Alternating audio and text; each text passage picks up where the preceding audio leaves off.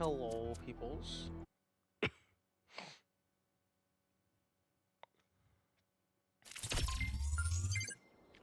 Okay. Actually, I can go ahead and leave this up here. I'll make it a little bit smaller. Hopefully that's still legible.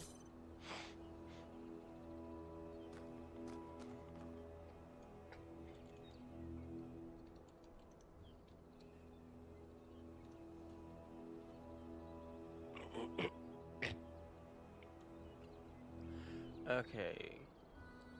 Puzzle 6. Actually.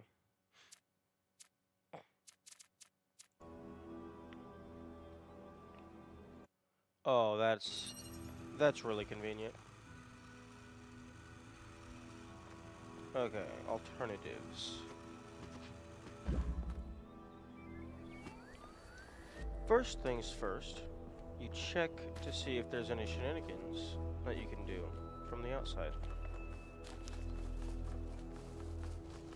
Right.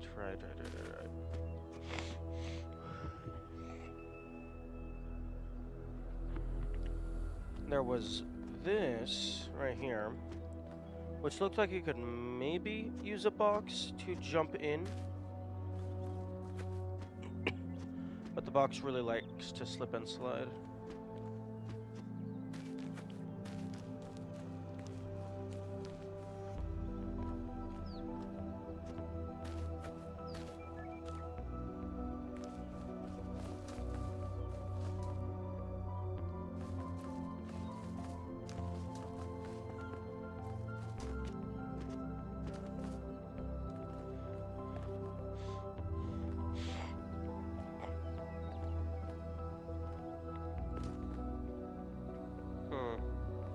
Okay, I suppose we can get a baseline.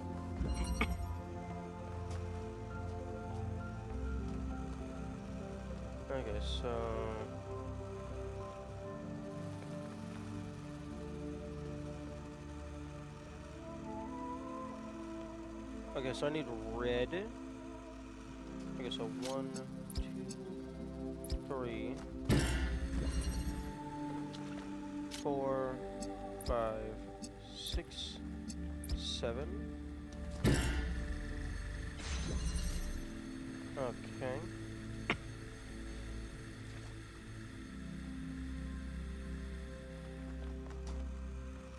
Eight.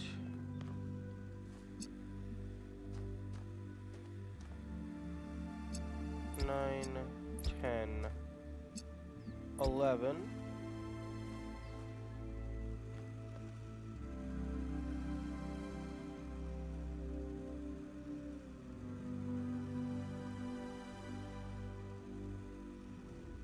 Oh no, wait. 8, 9, 10, 11.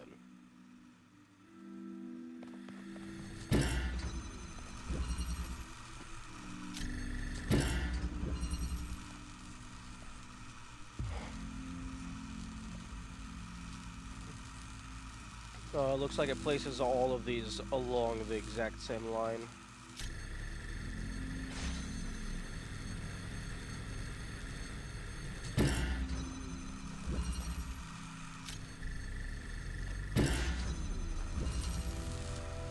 Oh. Okay, well, if I got it placed here, would it work?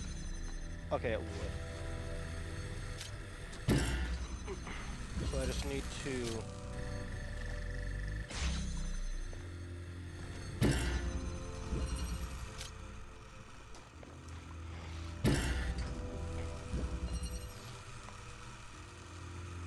Oh. Wait.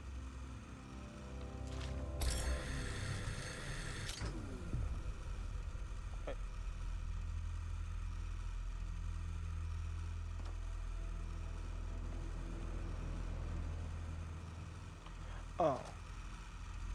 No, I grabbed the wrong one.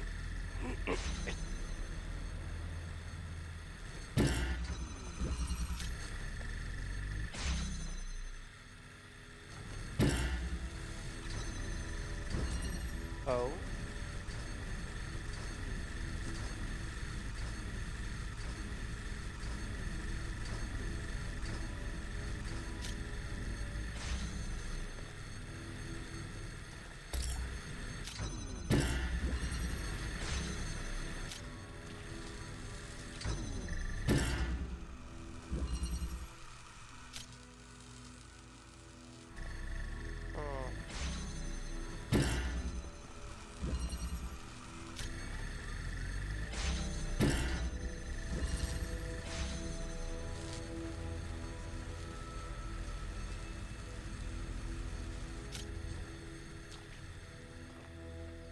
Okay, so let's try something else. Let's put you near the middle. Let's put you near the middle. Oh, but you can't be too close together.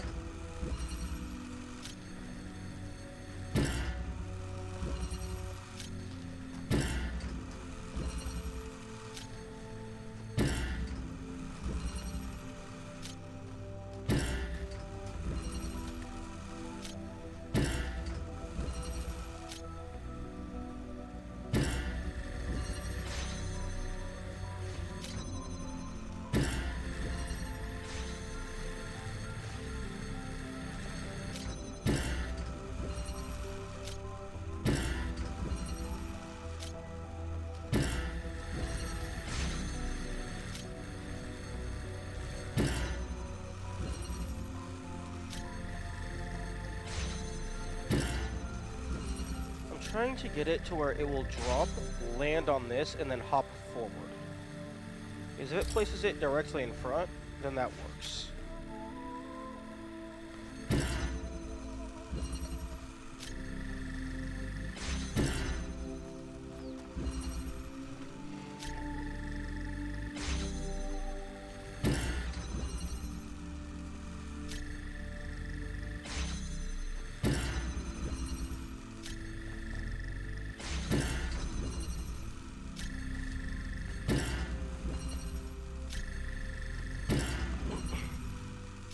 Although it seems like it only wants to push it to the side.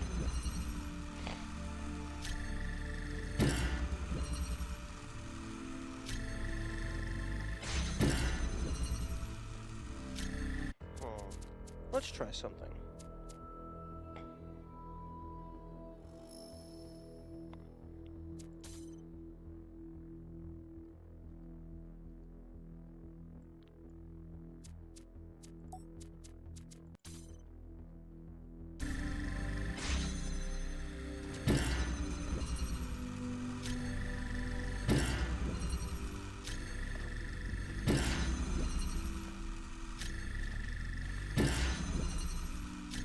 I'm trying to see if having a lower frame rate affects things.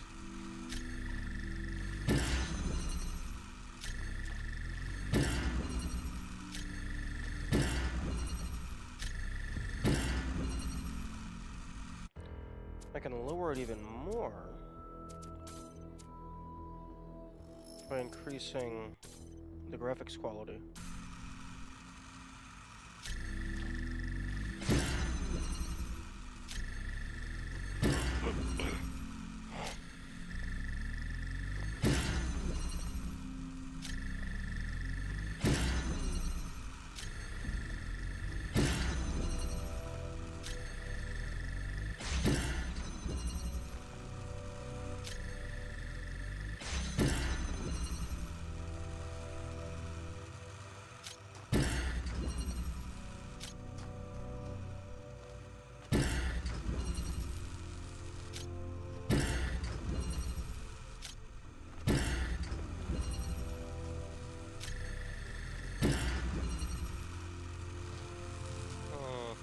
It looks like no matter what I try, it's... Oh. Okay, so that's in front of it, but now it no longer has... Wait, hang on.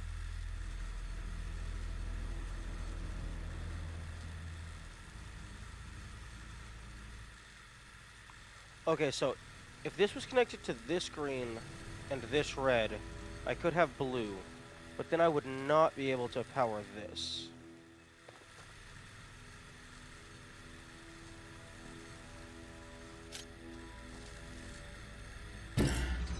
But yeah, it looks like it places it just at a certain distance away from the wall every single time.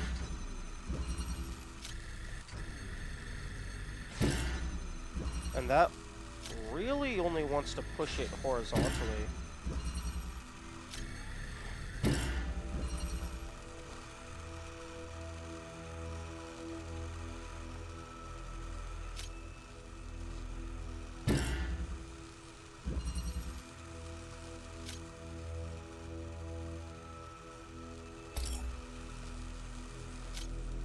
Okay, this is not a valid configuration. But, okay. It is possible for them to get pushed in a non-horizontal manner.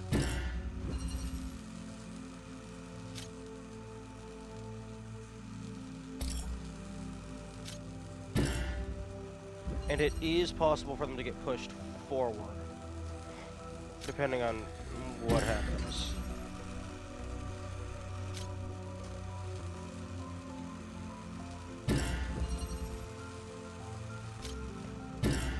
Although these are... Oh, actually...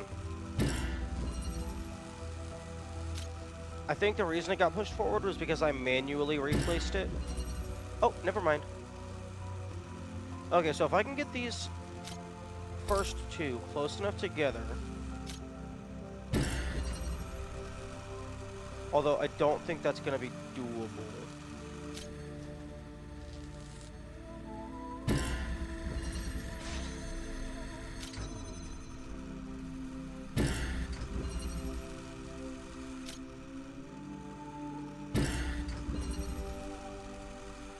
Because it needs the blue laser.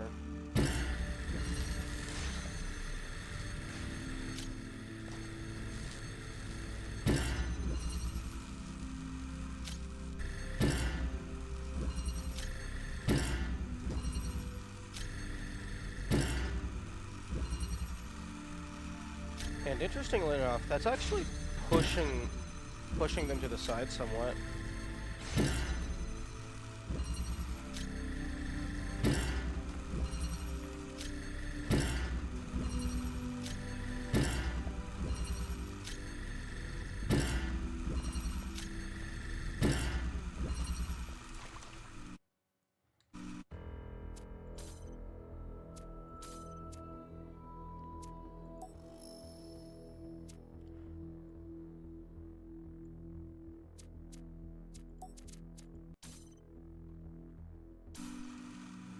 Okay. Let's go ahead and reset.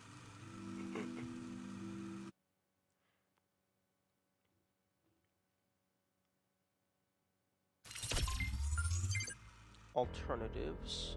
Let me go ahead and just add that.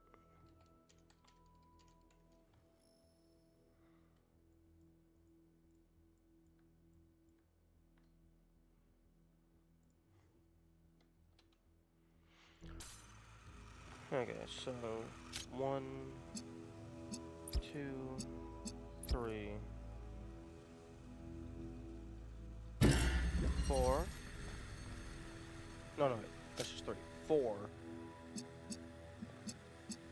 5, 6, 7.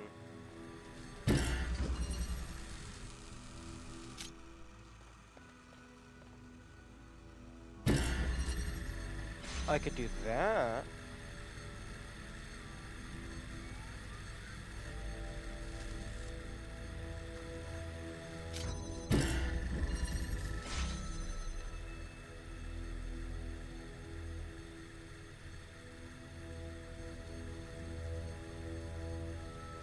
Unfortunately, this green line is always going to be perfectly straight, it seems.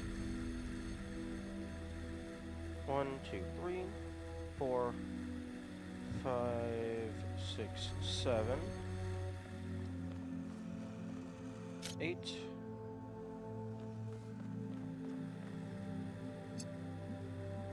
9, 10,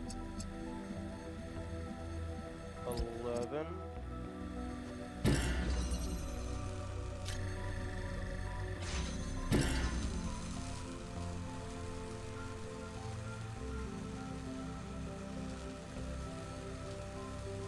Ooh, actually, hang on a second.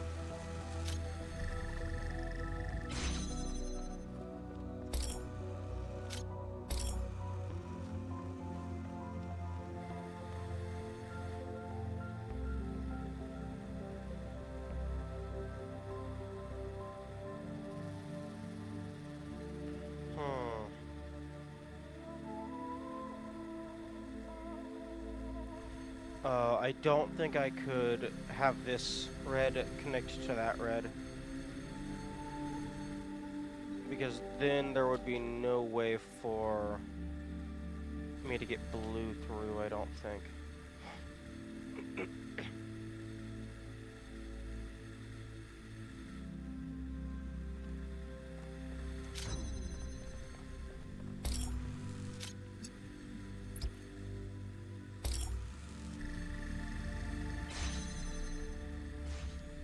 Yeah. No, because this line, that like angle of red, that's always going to be blocking blue off, because that would have to connect green to red in order to get blue.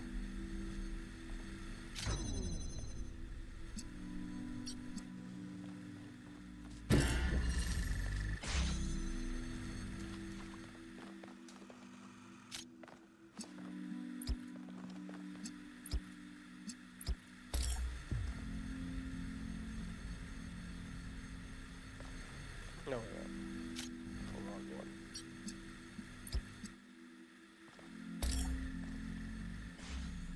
You know, if I could get this placed down, then I could take the other one and do green, blue into red.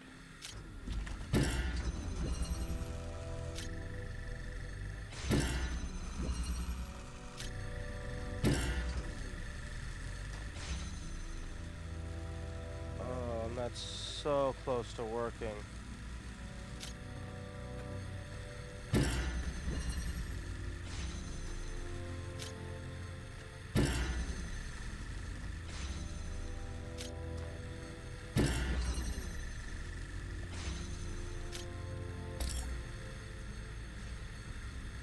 Oh, actually, but this wouldn't work.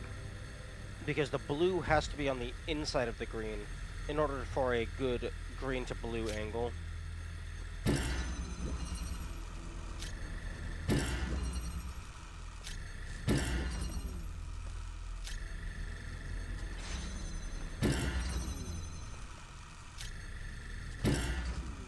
Huh.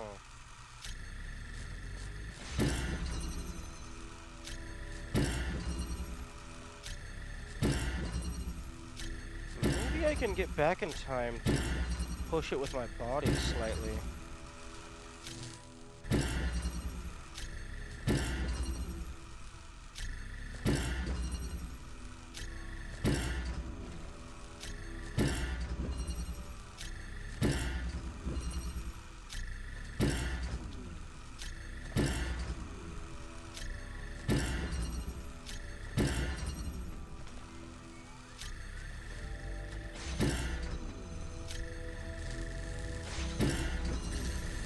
Oh!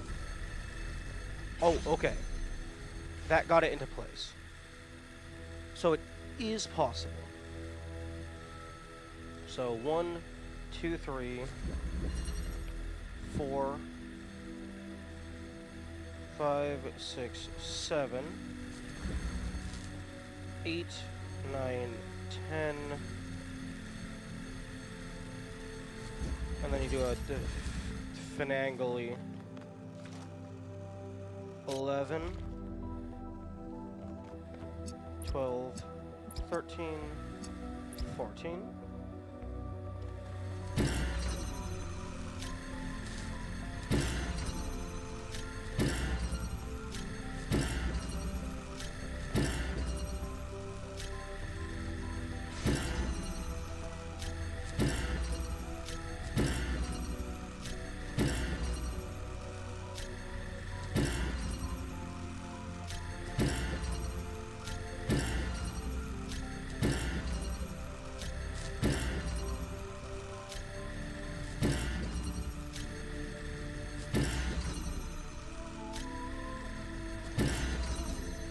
There we go.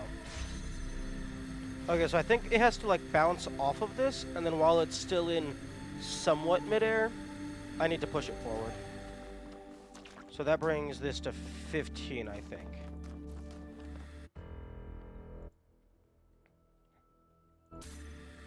Okay, so.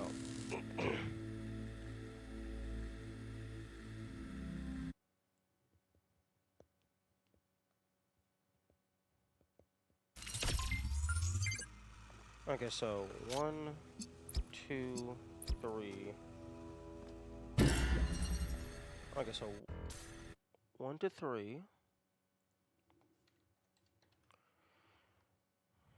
Grab converter 1. Link to red out. Link to blue out. Walk into purple.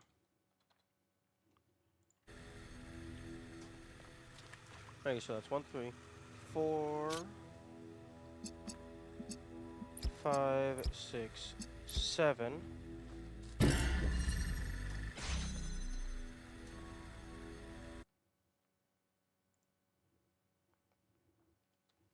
4 to 7. Grab converter 2. Link to blue out. Link to green converter. Actually, hang on. Emitter.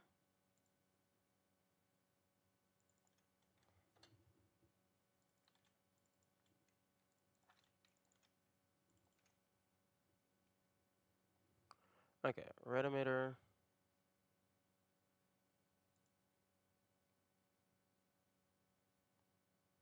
Walk into purple to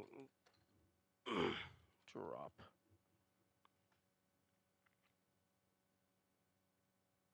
Converter 1. Link to blue emitter. Link to green converter. Link to red receiver 1. Walk into purple. Walk into left side of purple.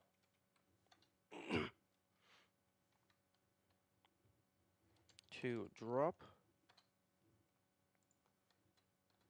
Walk into right side of purple to drop.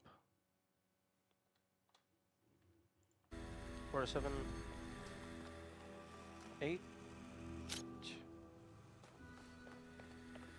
9, 10, 11.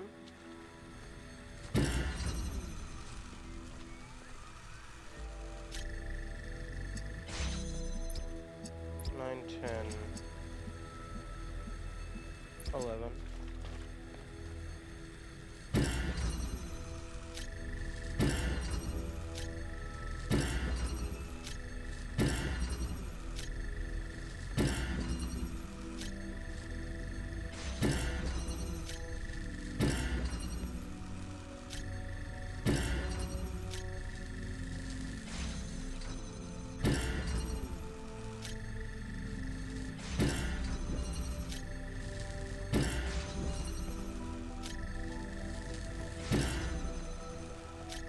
Oh, that's... good luck doing this in real time.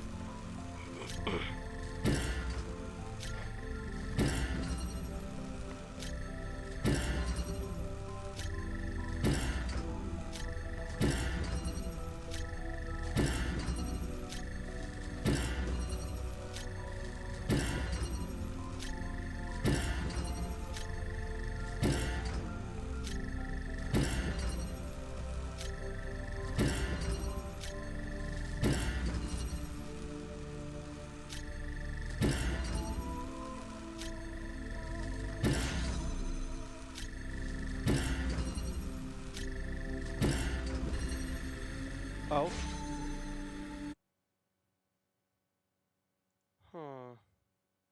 Clip that, please, Twitch. Thank you. I would like to review that footage. Because I don't think I bounced that forward. I think it just went on its own.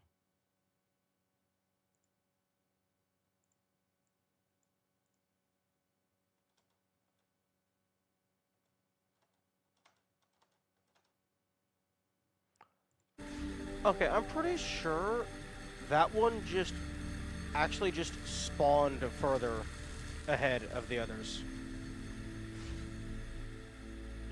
Interesting. Okay, so 8 to pick up, 9, 10, 11.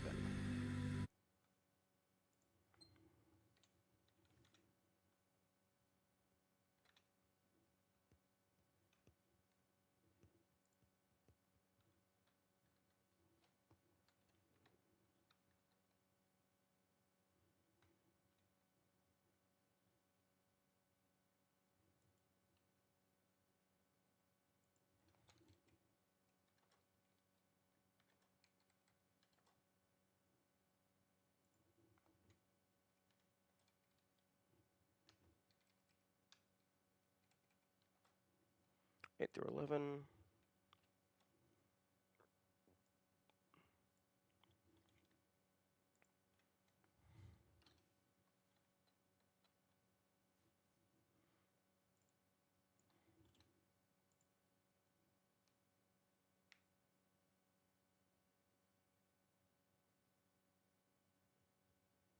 Okay,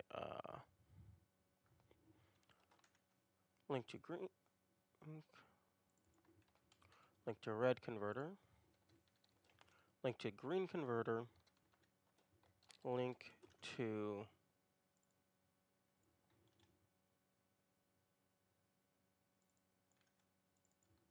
blue receiver, walk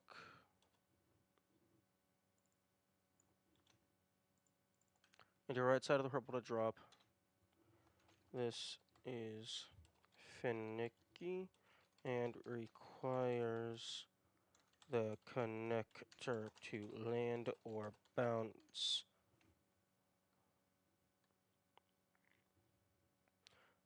far enough into the room to not break laser lines. Could maybe need you to push it while bouncing.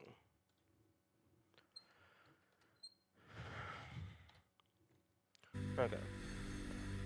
And then 12, 13, 14, 15.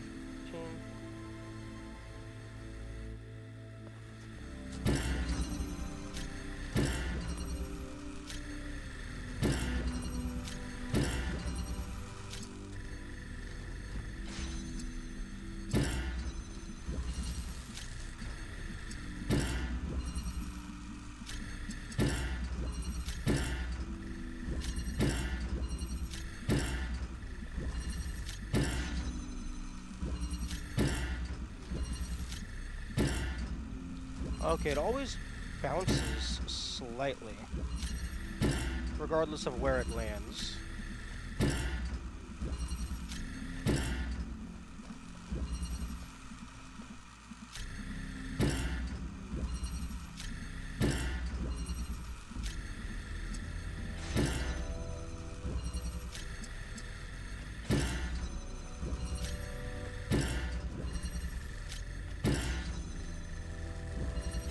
Oh.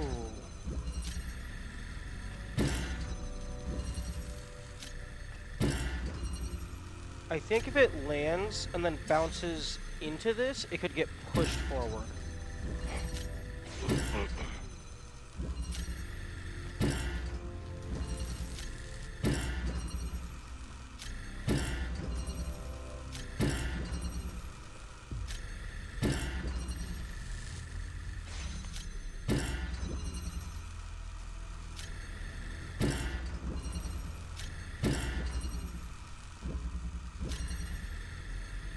Oh wait, I am grabbing it with the wrong button.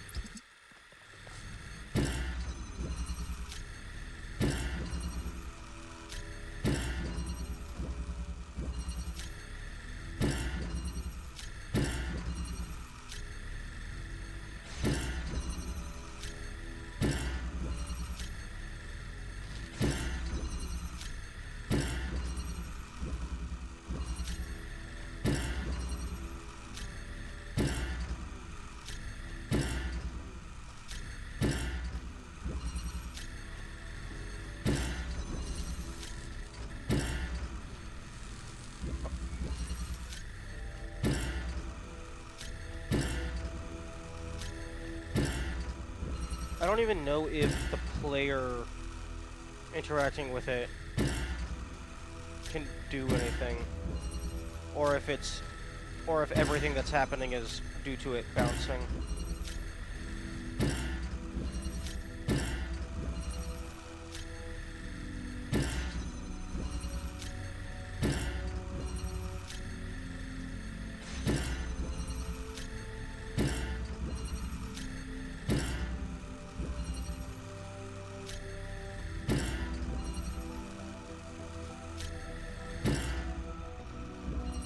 Interesting.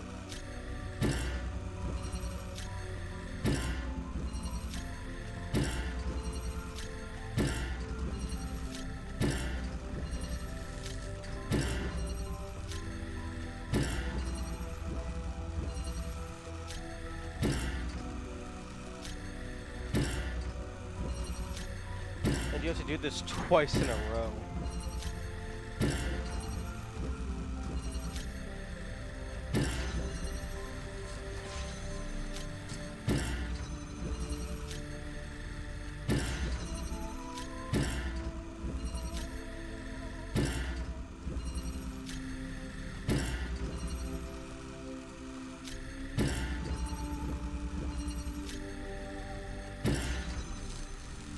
Oh, almost.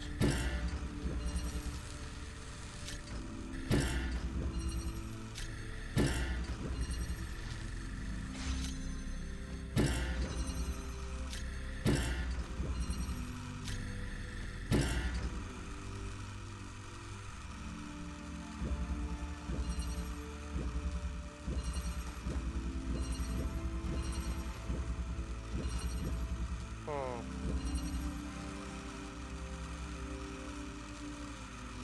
No, if you could just, like, very slowly nudge these while they're on the ground, that would make this a lot easier.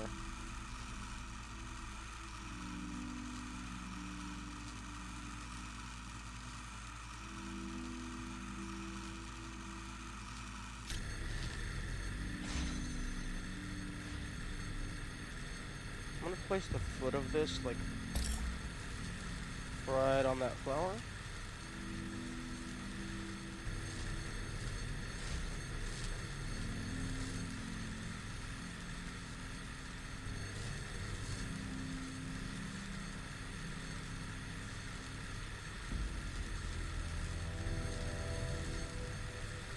It does not appear to be moving.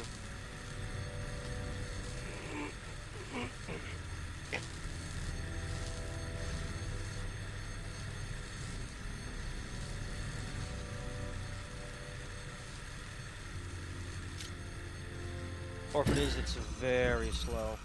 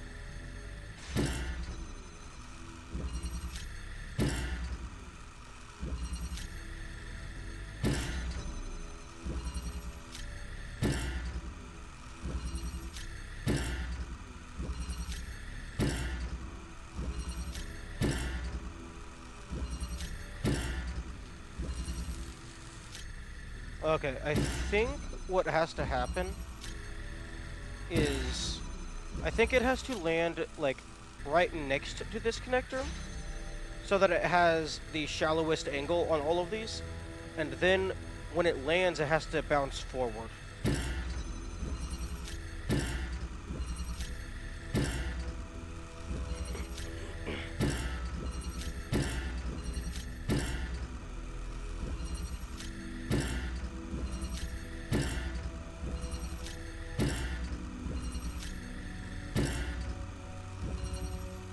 So actually, you could make this slightly easier by the first time this happening, ensuring that these two, the first two, land and bounce backward.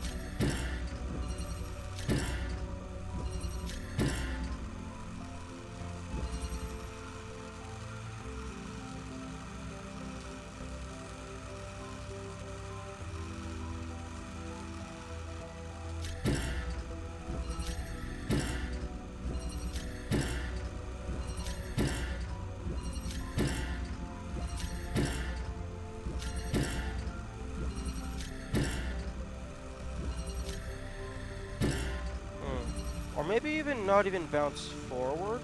Maybe it has to like bounce forward, but also into this.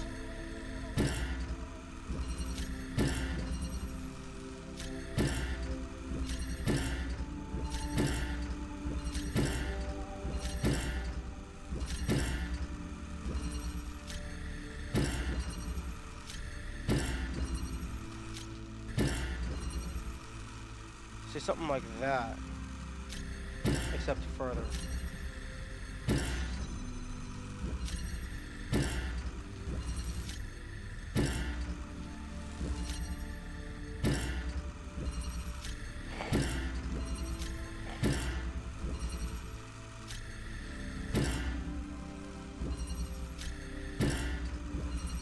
And I'm positioning myself like this because I want to actually get a good view of it when it does happen.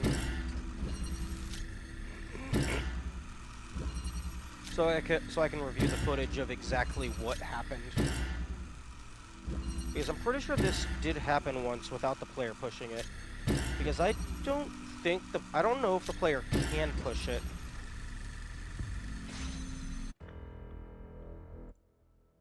Okay, well that, I can look at that to see if the player did push it.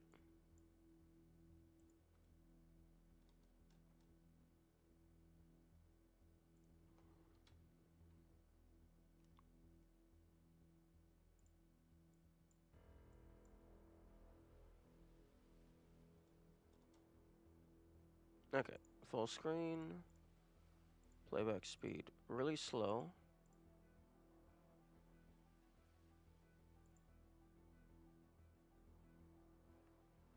Okay, that looks like it might have already been bouncing forward.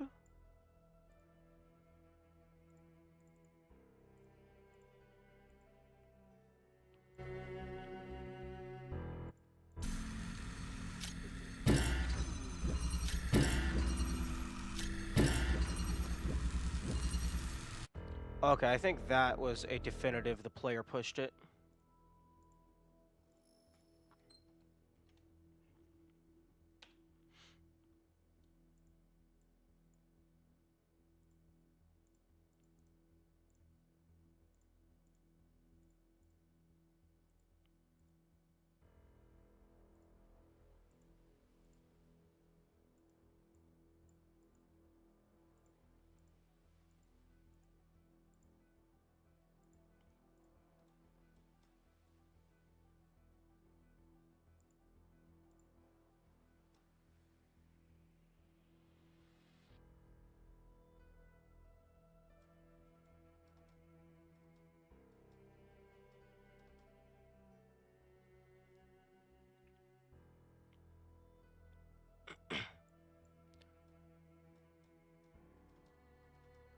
Okay, it did somewhat land, like, it landed pretty close to the other converter.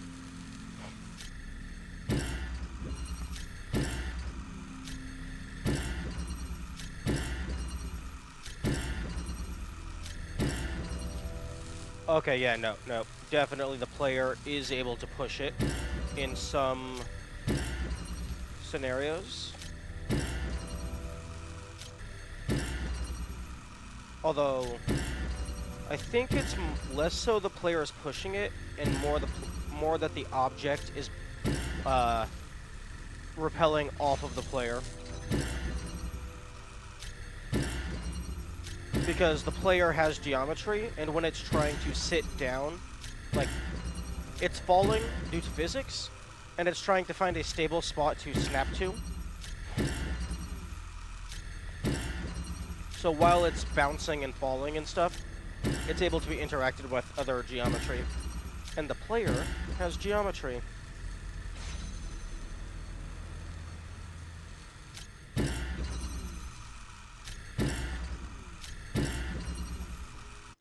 Okay, so...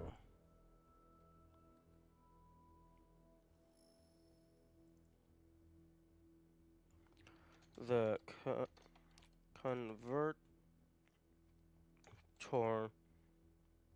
will fall and then bounce slightly in a random direction. The player is also it will bounce off of any funky geometry it hits in this time, including other converters and the player.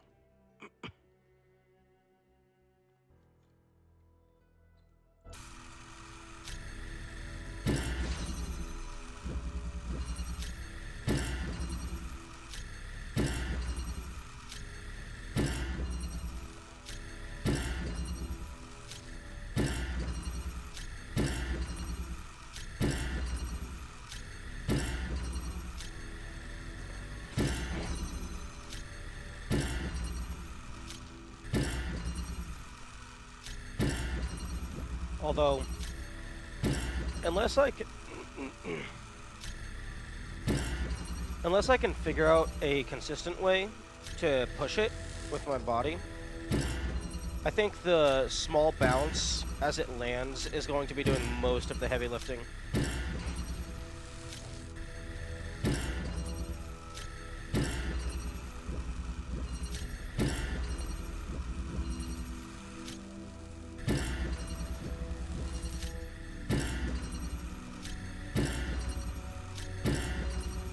Because it's also possible that this happened to get a bounce forward. So it might not even be possible to get this far enough ahead anymore.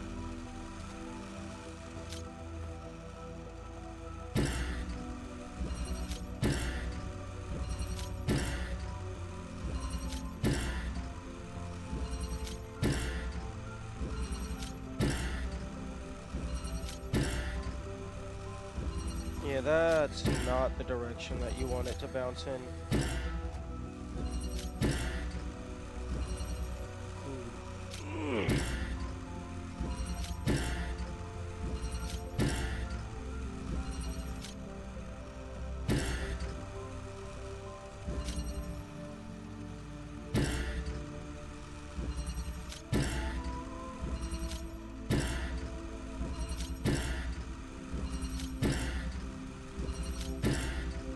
It looks like it doesn't want to bounce backward.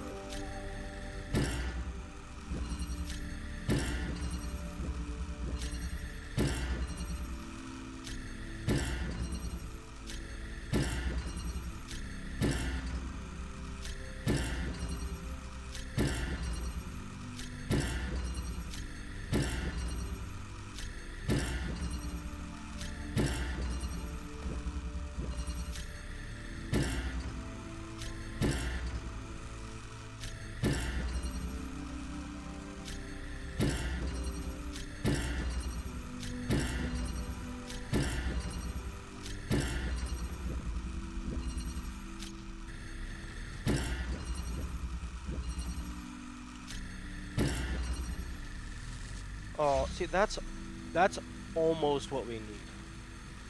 Like, if these two were back slightly, that would have worked.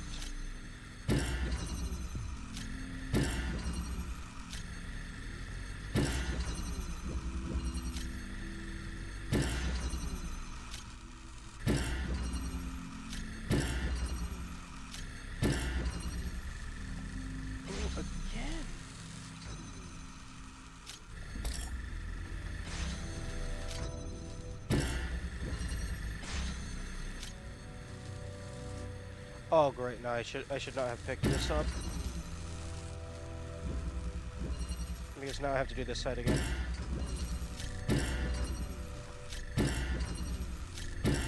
And the thing is, in an actual run, you would have to do both of these in a row. You'd have to get 2 successes in a row.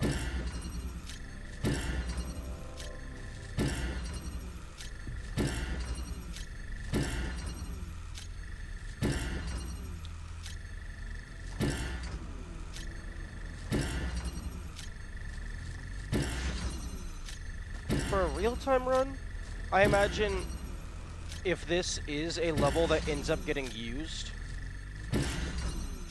you might just skip this one with a Prometheus Flame, just due to how infeasible it is. Even if it's not optimal.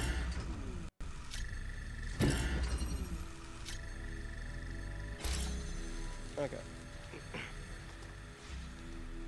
11, 12, 13, 14, 15. I'm just gonna place that there. And then 16.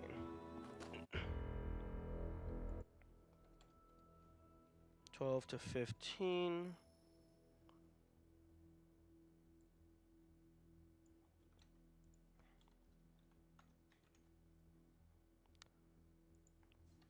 Twelve, 13, 14, 15. Okay, grab converter 4.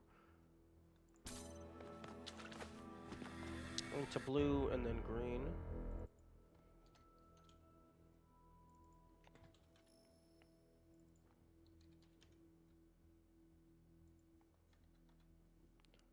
$16.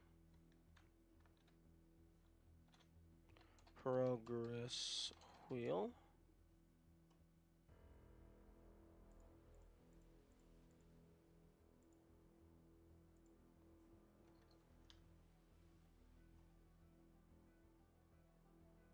Okay, that is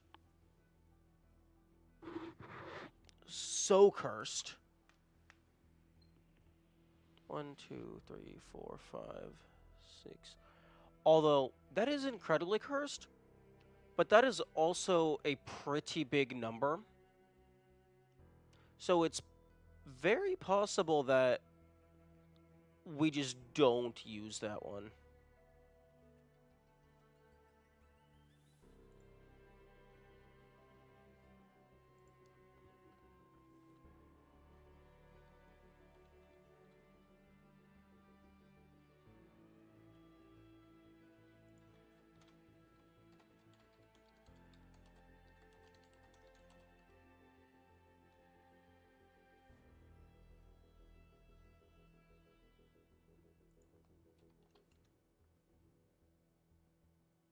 Actually, no, even if we do skip P1, it's still probably faster to grab the...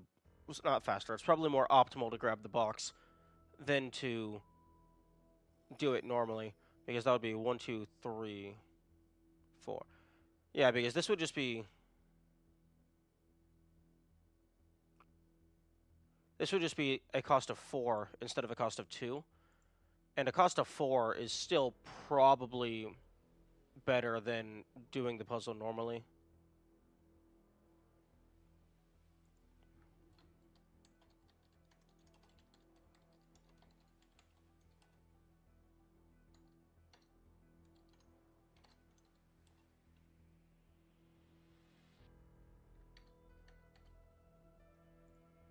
Okay.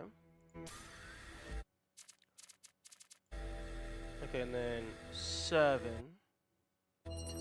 Which, this is the one that I can actually just never remember how to do properly. Okay, so... Okay, screw counting. Let's just remember how you do the thing.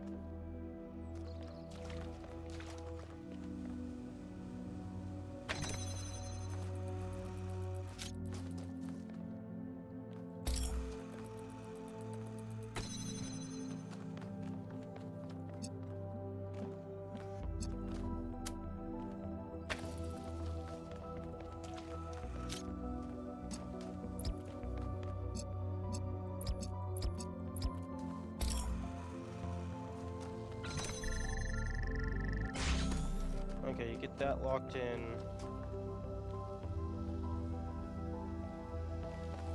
Ah, okay.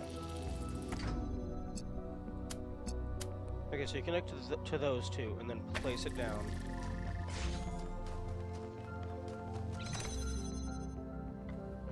Huh? Oh, right. Okay.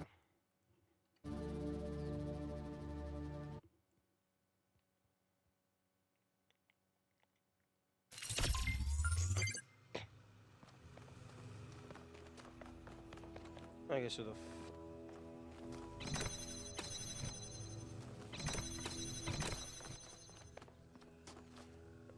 okay, so you take the fan,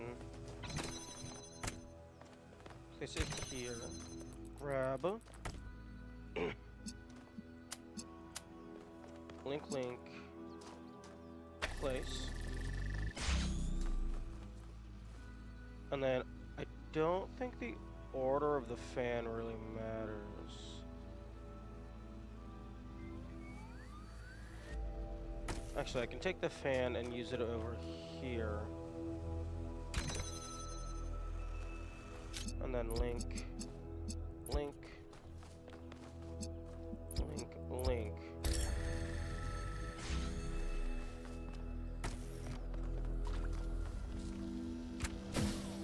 Okay.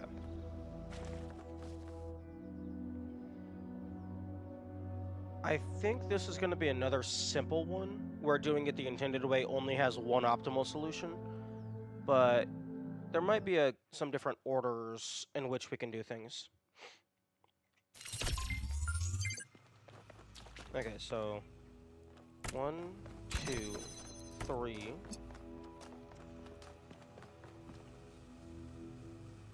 4, 5, 6, 7, 8.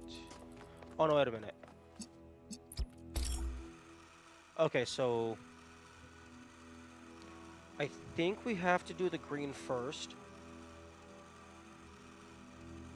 Because if we do the green first, then that holds its own door open. And then if we do the green first, once we come over here, the red is then ready to be held open.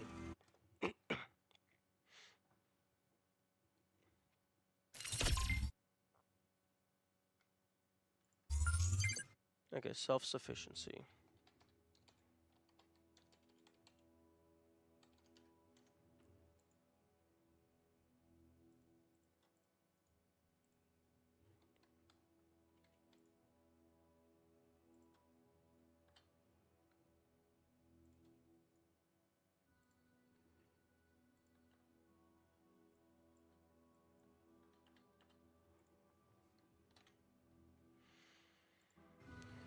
Okay, so in order for the red to be held open without backtracking, green has to be done first. So 1, 2, 3, 4, 5. 1, 2, 3, 4, 5. Now you have to manually place it down. 6. And then you need this here.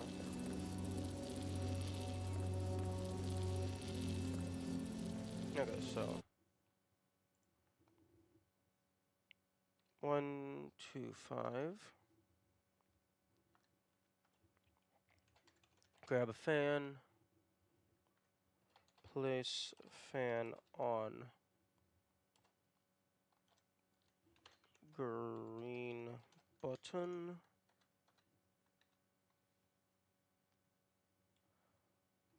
Three, grab connector. Link to green emitter. Link to green receiver.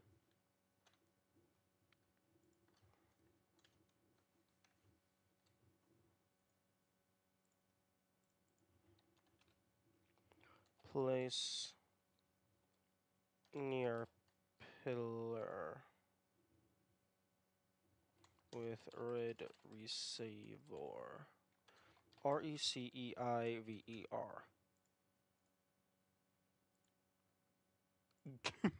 Keen. Okay, so 3. Wait. 4, 5, 6? 1, 2, 3, 4, 5. Oh, okay, that is 6. 7, 8, 9, 10, 11, 12, 13. Damn you.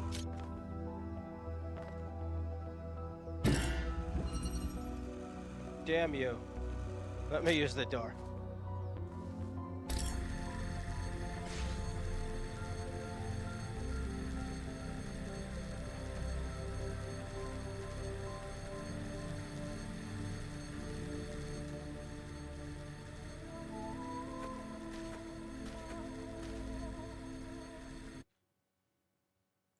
Okay, so 5, okay, so 6, 7, 8, 9, 10, 11, 12, 13.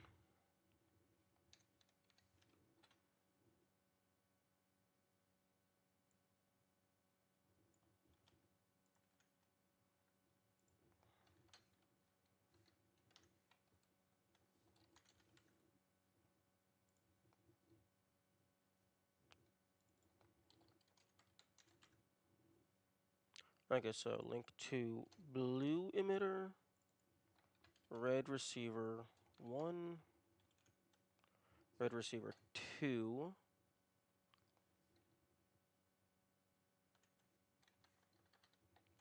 green connector. So 3, 4, 5, 6, 7, 8. No, wait. 6, 7, 8, 9, 10, 11, 12, 13. Place near drop near wall. Outer wall.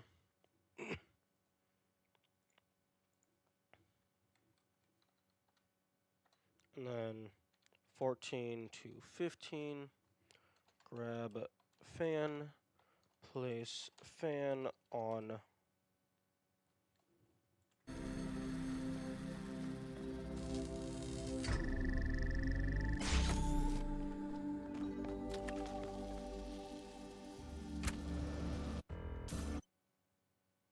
place fan on fan station. 16 progress wheel.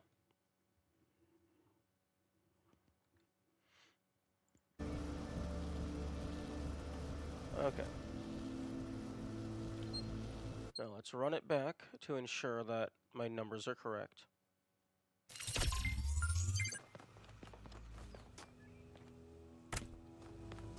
1, 2, 3, 4, 5, 6, 7, 8, 9, 10, 11, 12, 13, 14, 15, 16. Okay.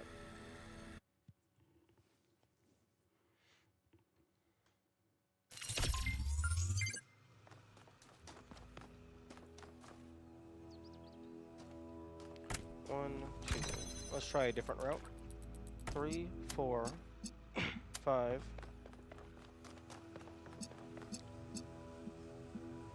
6,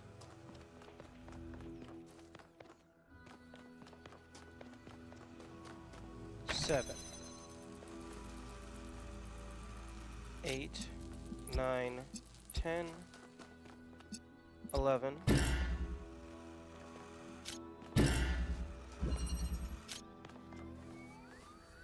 12. 13. 14.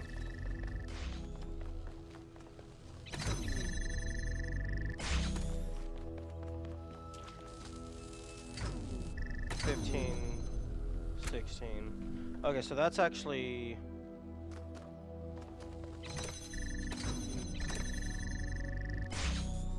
That's actually one more expensive. Which makes sense. Because you're moving that again.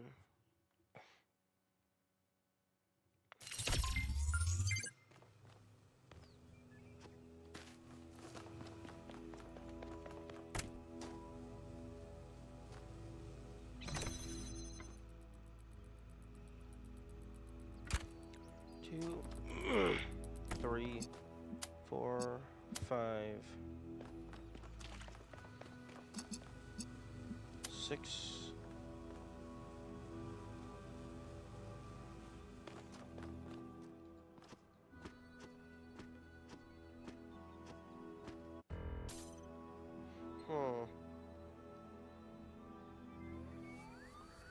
I wonder if there's any way to drop an item without actually dropping the item. Like maybe some player interaction.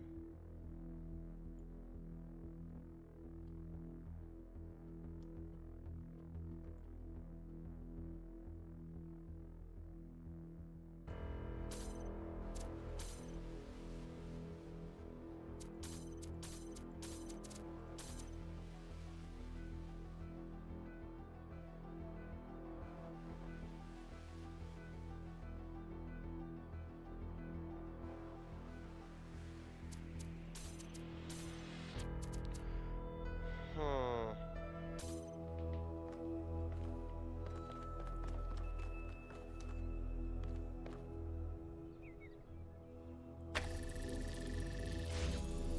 1, 2, 3, 4, 5, 6, 7.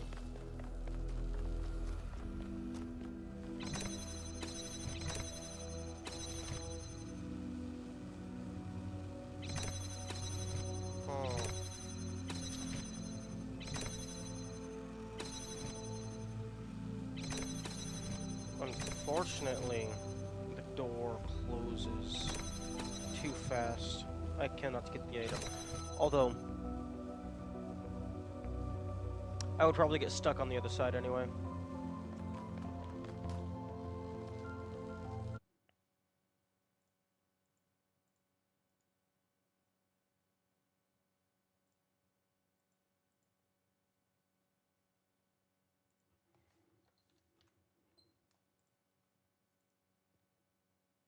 Okay, so we have a 16 that's actually incredibly trivial, and then a 16 that's terribly cursed. Ah, challenge runs.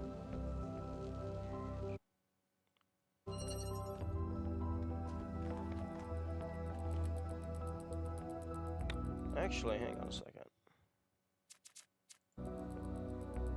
Let me go back to number 7. Oh, interesting. That's just a teleport menu. It's not actually reloading.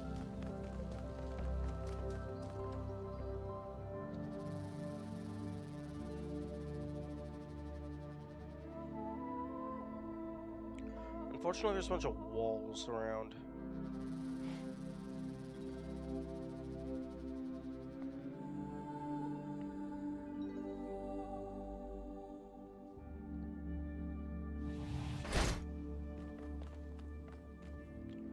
Oh.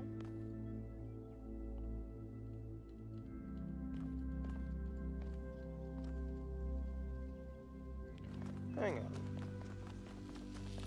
Yoink.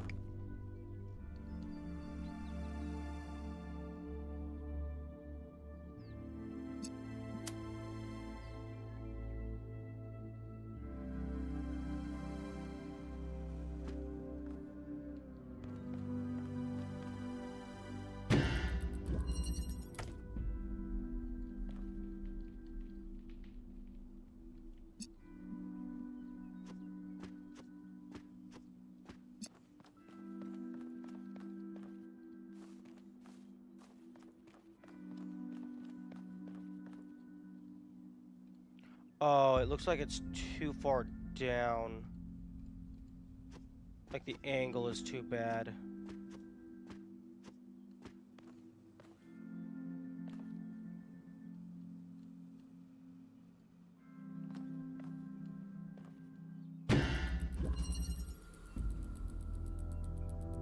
Hang on. Screw you. No, you stay right there.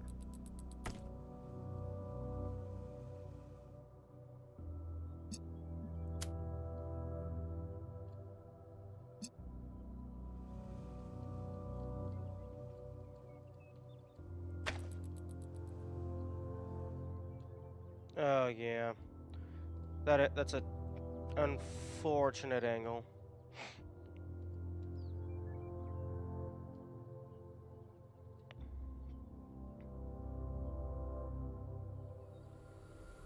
Although this is a door.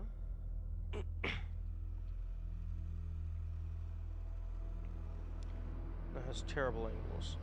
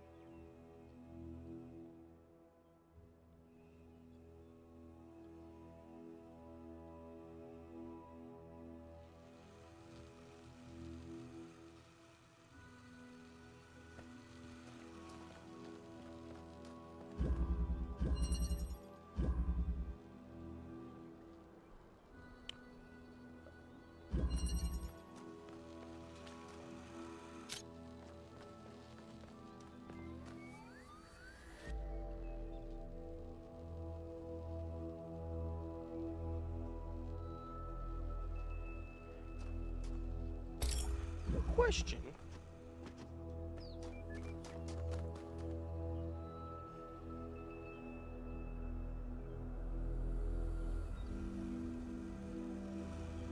Okay, give me this.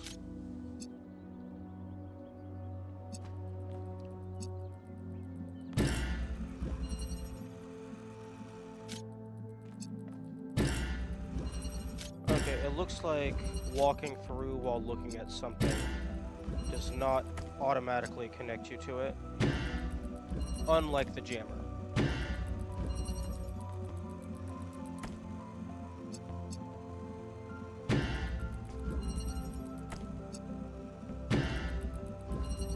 Okay.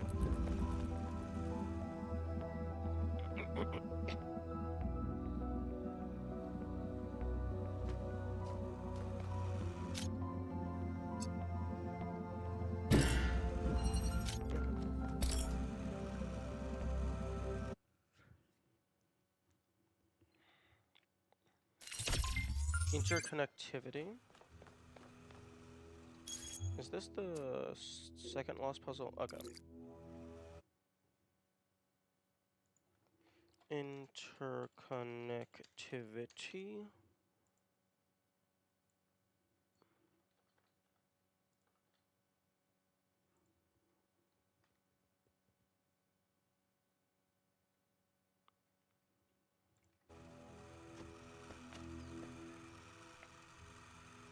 Okay, so...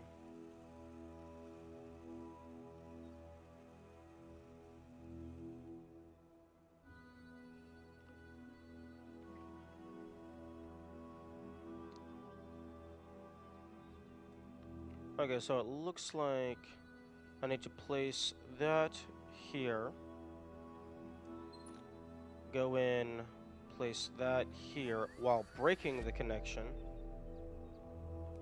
Then re-grab this to get access to those two.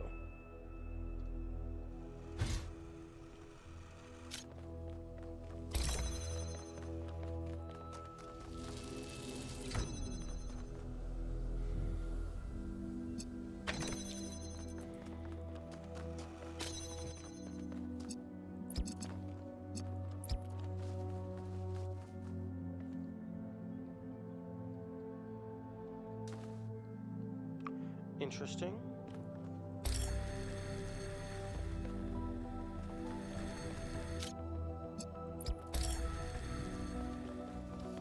Oh, okay.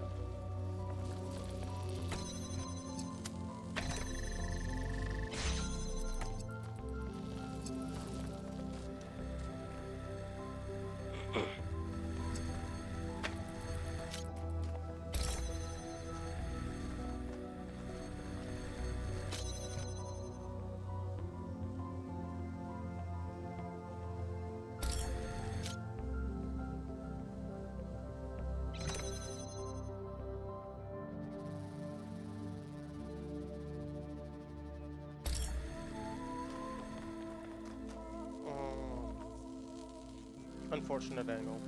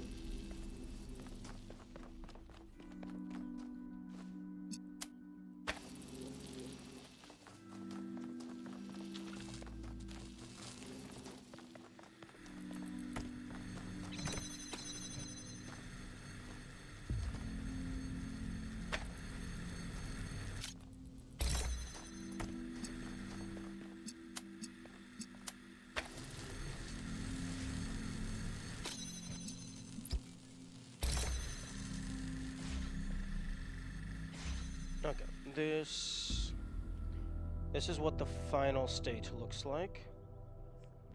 Can I make this any better?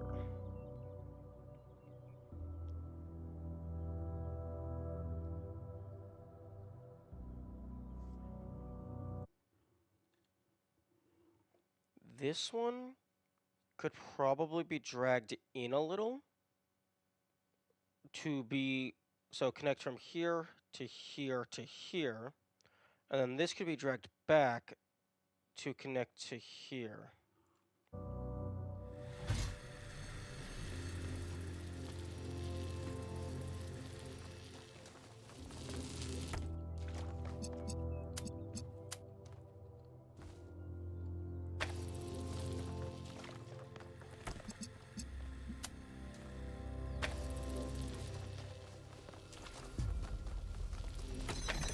So that doesn't need to be powered at all.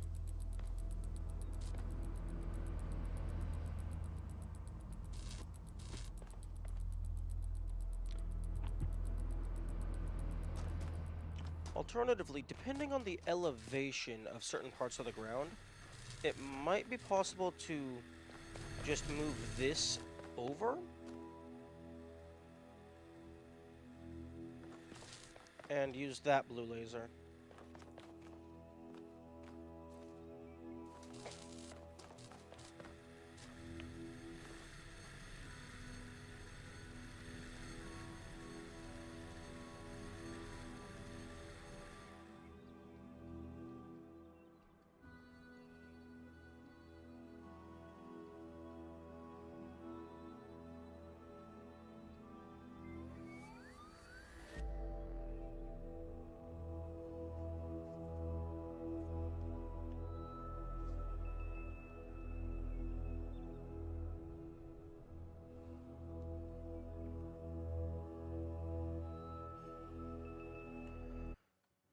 Okay.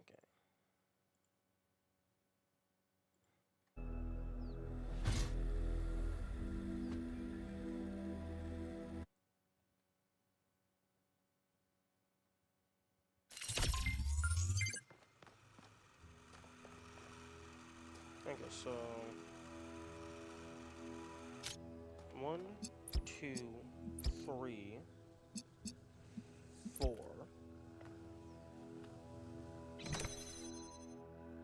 Unfortunately,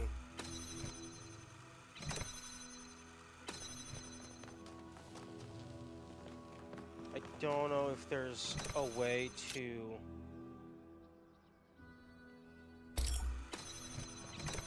place a thing on a button without it automatically snapping to the button. Like, if there's something else already snapped to the button, you're able to do that? Yeah.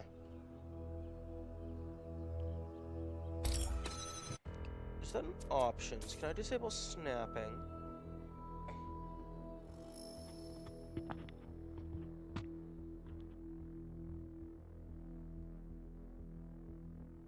Hmm.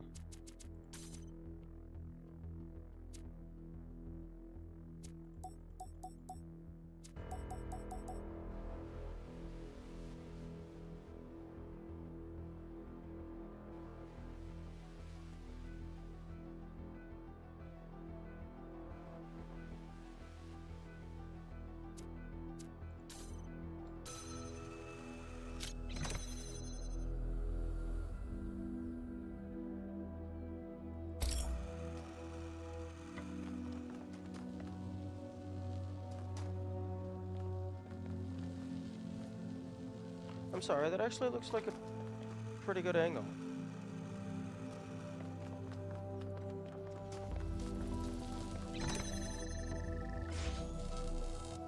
Oh.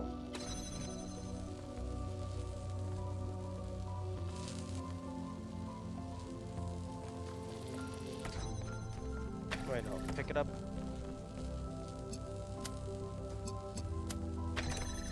Oh, okay. The issue is it doesn't connect to that properly.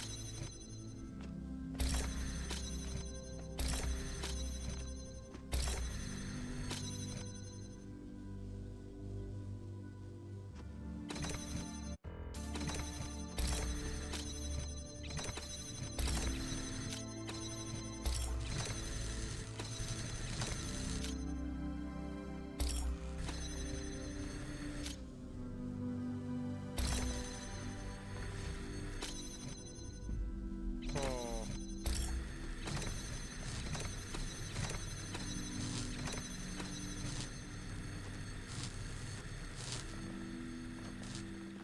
Actually, hang on.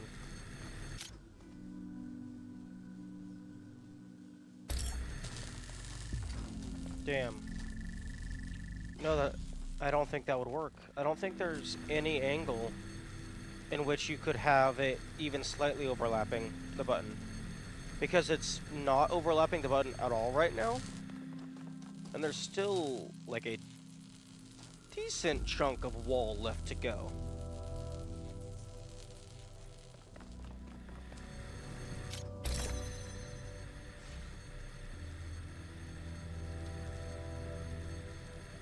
Okay, so I think it's pick this up, connect across the board.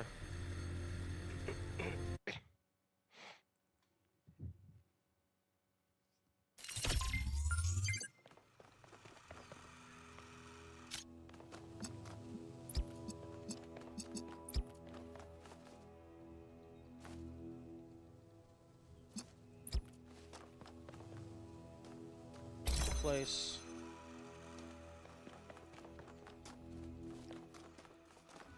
Pick up, connect, place.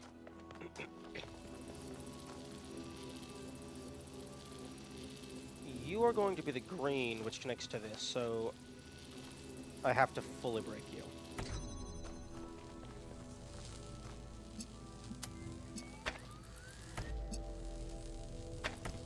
Okay, so connect, place.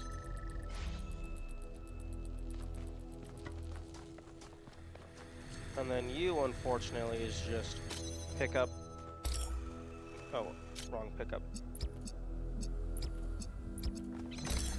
Pick up, move 2 feet, connect.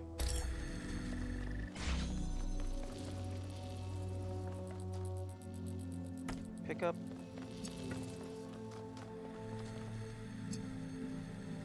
Oh. Okay, so you actually go. Frick.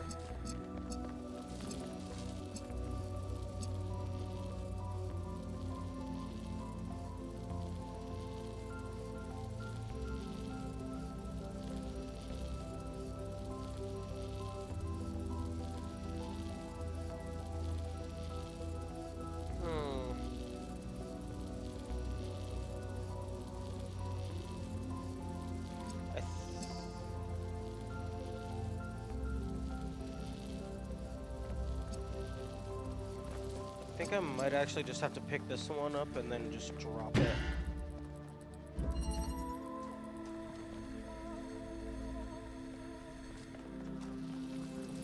So I can get the other one.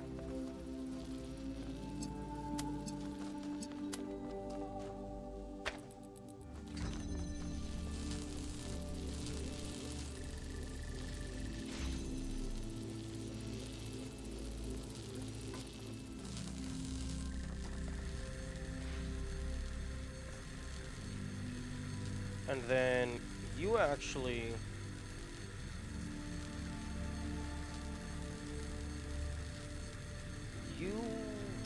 have to go back to the button. So I don't have to break the coloration of this one.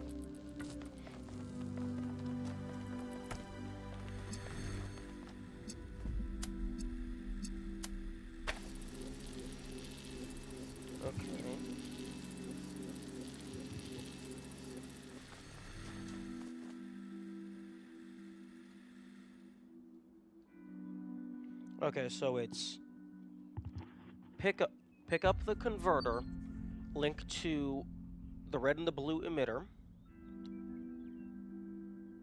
And you know what? Just go ahead and link to all 4 of its connections immediately. Place it on the button. Go around. Pick up the connector, link green green, place on button. Come back through. Move the connector 2 feet. Go in.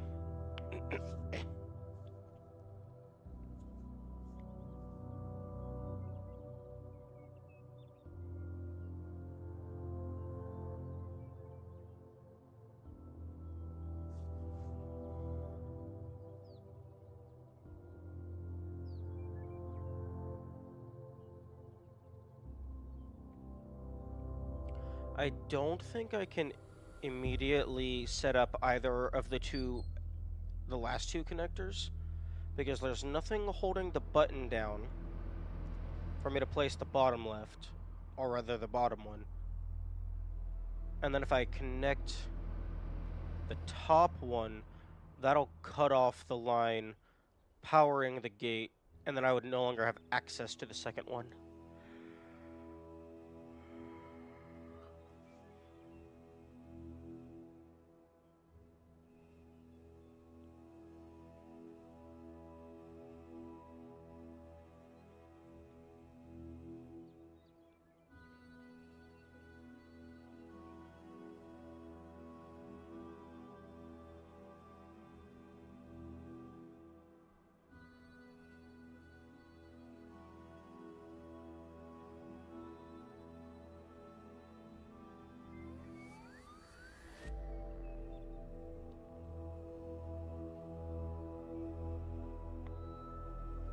Okay, so I think it's pick up, connect times 4, place on button, go around, pick up, connect to the green, place on button, come back, move it, pick up one connector, walk through the door to drop it, pick up the other connector,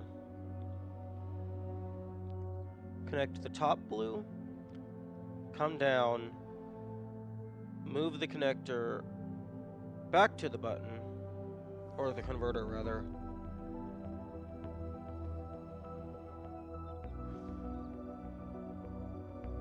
and then move the bottom blue into place.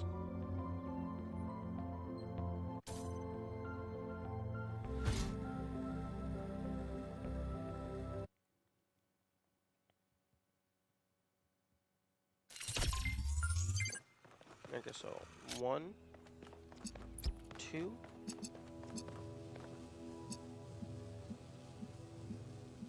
3, 4. 1, 2, 3, 4, 5, 6.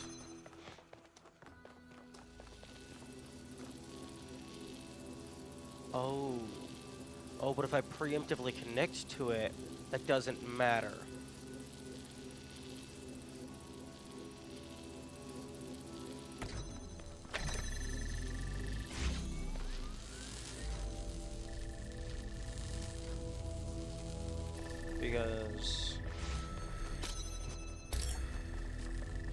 Because the blue receiver takes priority.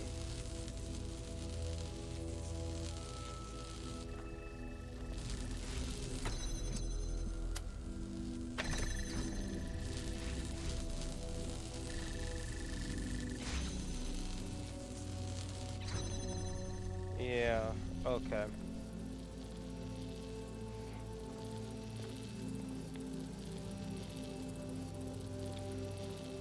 Although, actually...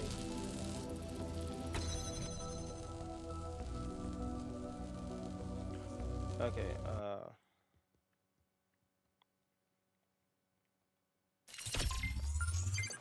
1, 2, 3, 4, 5.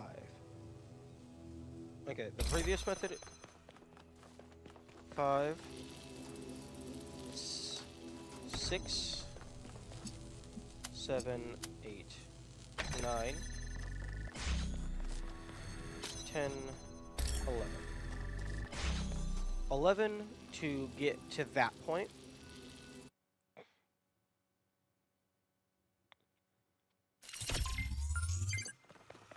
One, 2, 3, 4, 5, 6, 7, 8,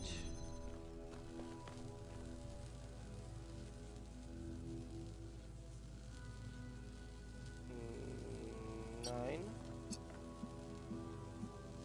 10, 11, 12, 13. Ooh. An entire extra pickup cycle?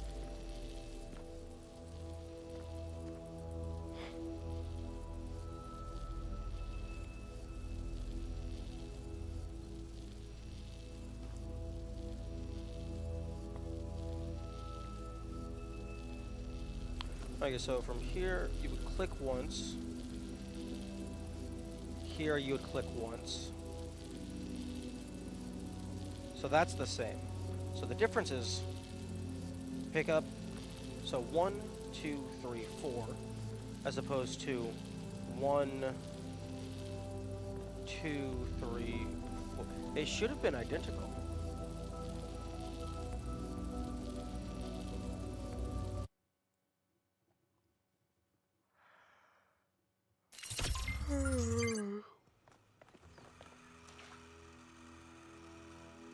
One, 2,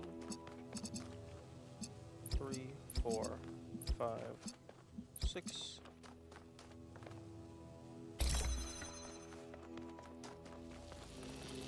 7, 8, 7, 8, 9. Oh wait, 7, 8, 9, 10, 11, 12.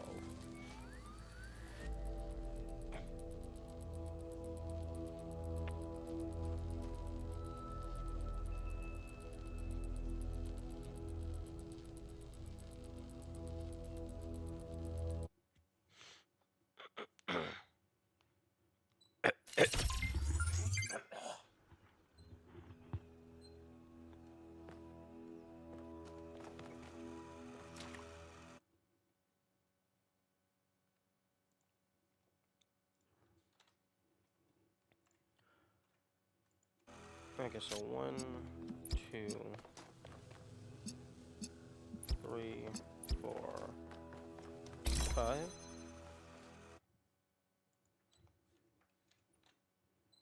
Grab converter. Link to red emitter. Oh, wait, only one M but two T's. Link to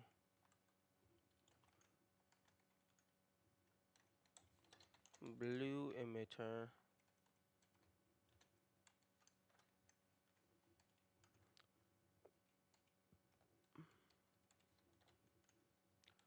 Link to green receiver.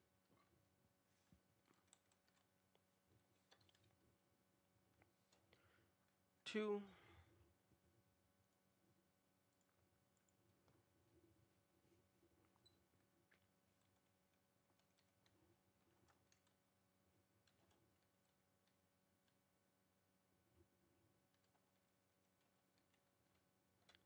Good morning, Kamikaze.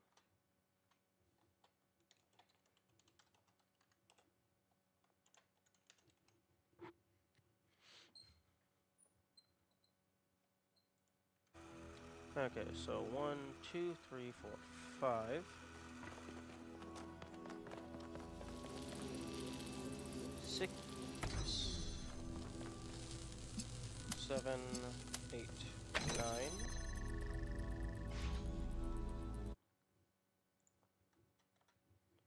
6 through 9. Grab connector. Link to green converter. Link to green receiver 1.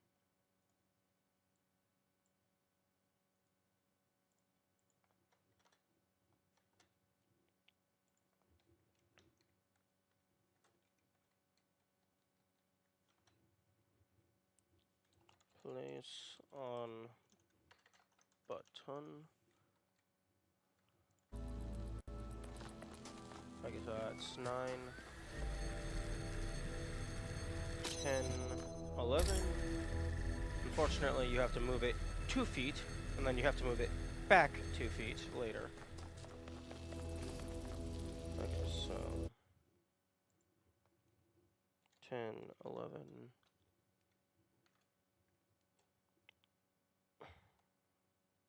Grab green converter.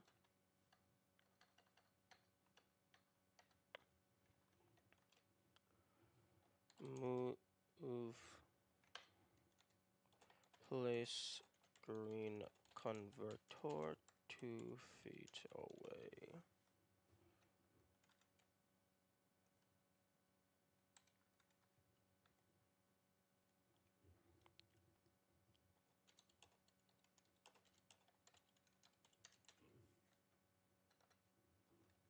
What's up with the horribly cursed tag in P6?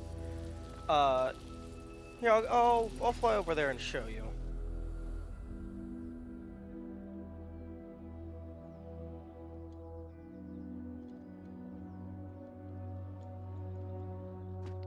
Okay. In puzzle 6, what you do is you grab this, grab, walk through here, as you do. Grab this, green, blue, red. Walk through here, as you do. Grab this. Okay, we got green, we got red, we got blue. Walk through this, as you do. Except, whenever you walk through a door, it seems to always place the item the exact same distance away from the door. Except when it lands, there's a very slight bounce. That bounce can be in a random direction. So it could potentially bounce a little to the left, a little forward, etc. I don't think I've ever seen it bounce closer to the door, but that could just be because of a force field or something. So what you have to do is you have to get all this linked, and then you have to walk into the door to drop it, and then hope it bounces forward slightly, and potentially you can push it with your body as it's bouncing. And you have to do 2 of those in a row. So as it bounces, it can interact with this converter. It can also bounce off of the player.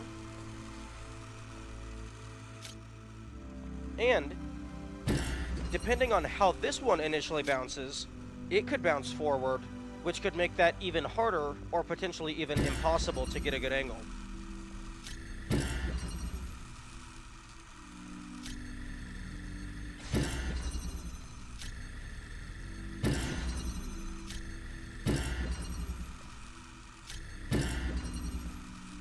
So you basically need to get this to land, bounce forward slightly, and land somewhat like that.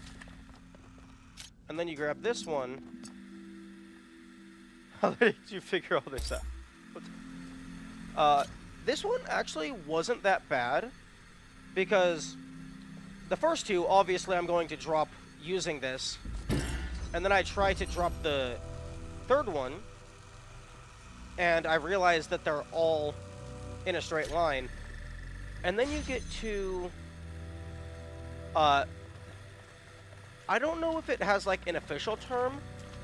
I guess brute forcing would be the official term, where even if something seems like it's not going to work, you just try the exact same thing over and over and over and over and over and over again while watching to see what happens in case there's any slight variant.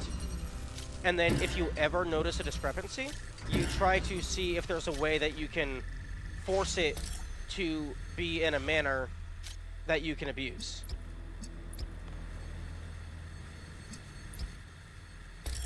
So basically, these first 2, you don't want them to bounce forward. You want them to be as far back as possible. Hello, could you explain what you're doing, please? What I'm doing is I am...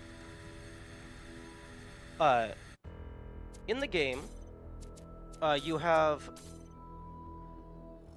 the interaction controls, which is the primary method of grabbing things and using items. I am trying to route out the minimum amount of times you have to interact with an item. And some of these puzzles are horribly cursed. Fortunately, of the 10 puzzles in each area, you only have to do 8 of them. But yeah, for this one, you want the first 2 to be as far back as possible, and then you're going to need these other 2 to basically just get lucky.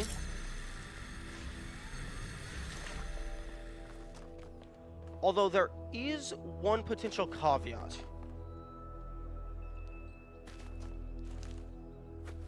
This rock here could potentially allow you to use a box to jump over the wall, but the rock is very slippery.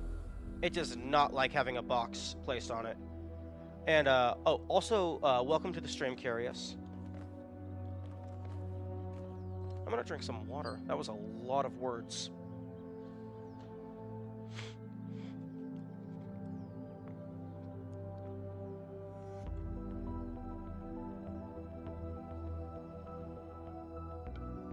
Hopefully I explained it well enough.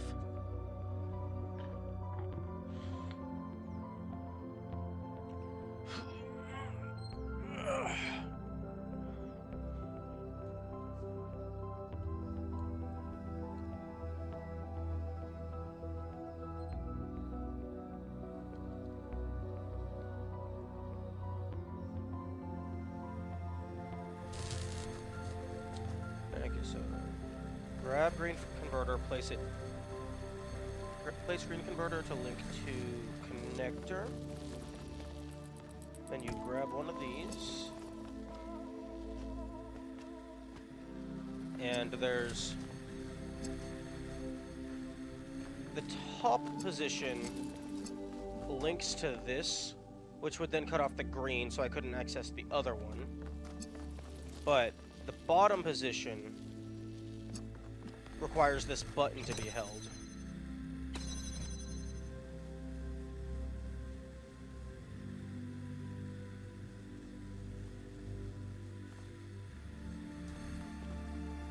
So I don't think I can do that.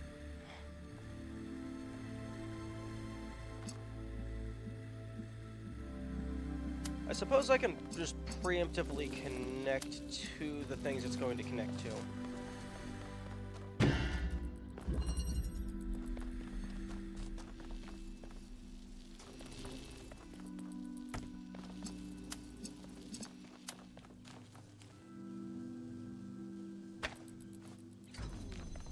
And then this goes back onto the button. And this goes over... Wait.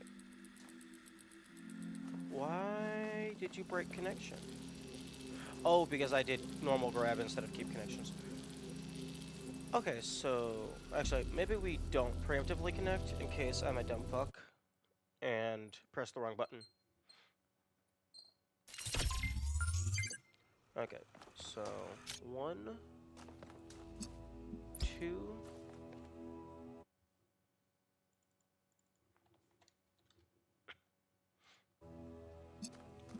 3, 4.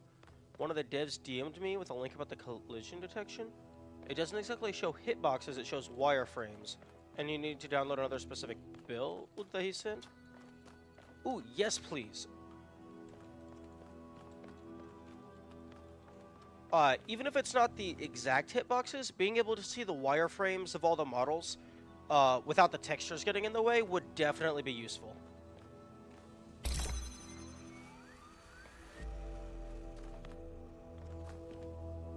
Although, if the wireframes themselves are used for the collisions, then that's effectively the same thing as the hitboxes. It requires another 80 gigabytes to be downloaded.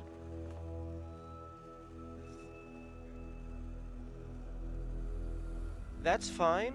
I can download that in the background. And I already have my main save backed up. So worst case scenario, I just uninstall the main build and then download the dev build. So yeah, no, that works.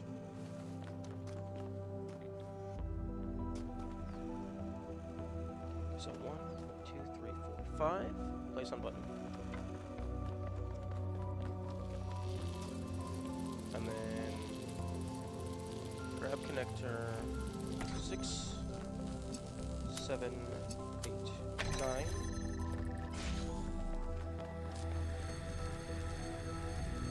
Unfortunately, it's like a single foot away from being compatible. 10, 11.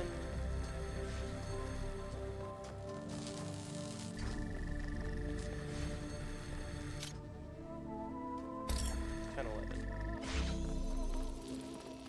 12. Okay, so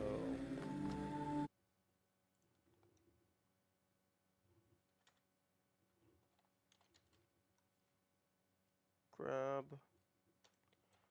connector and walk into purple. Okay, so 13, 14, 15, 16.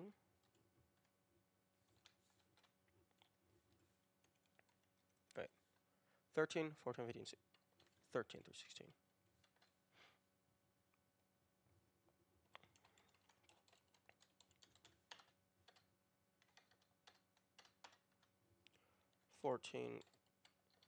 Link to blue emitter.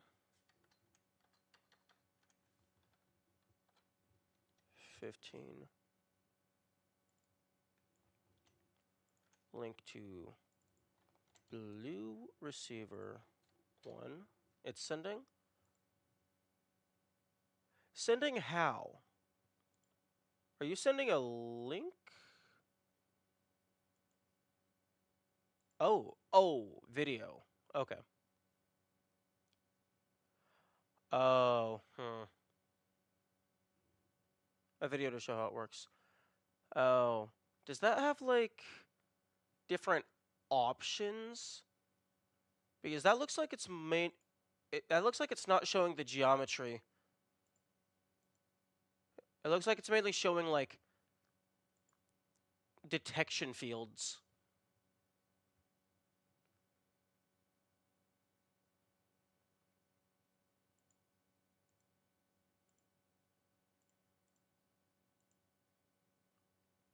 I mean, more tools is always very useful, but that's not exactly what I was imagining.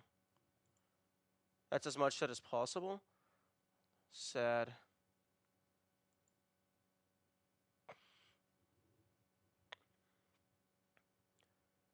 Although I am quite curious how the devs were able to,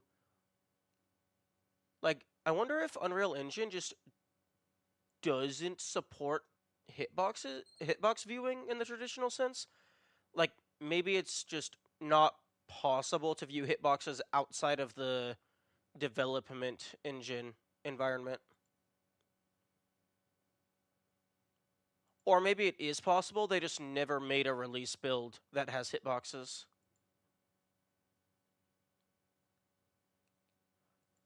Like, maybe in order to view hitboxes, you would have to add that in yourself. Unlike, like, maybe Unreal Engine doesn't have an export with hitbox viewer option.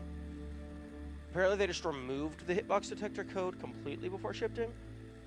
Oh. That is highly unfortunate. I mean...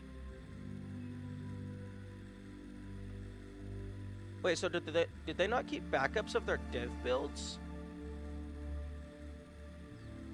Or maybe they just have no clue which version of the game would have the hitboxes.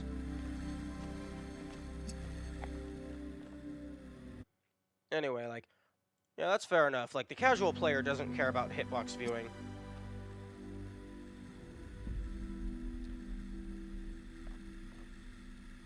Okay, link to blue. Okay, so grab connector, walk into purple.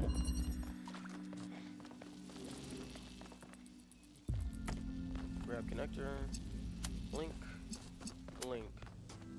You still want the link? Yes, please. Even if it's not useful for hitbox viewing, having any developer tools at all would definitely be useful in some capacity, potentially. 16, place near door, back door.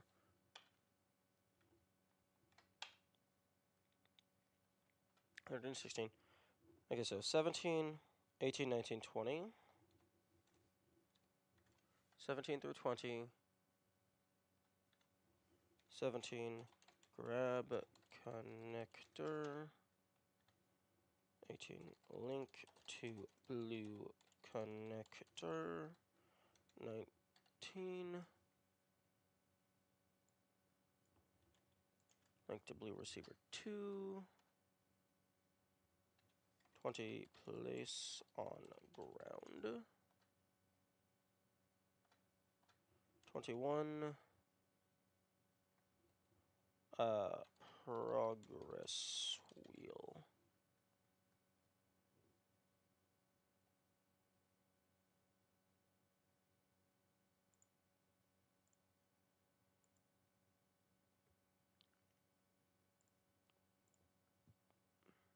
Huh? Oh, that is...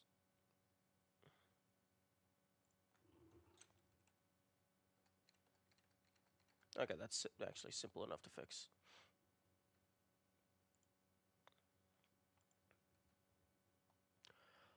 Although I do find it interesting that they would remove the hitbox detecting code when the built-in UE...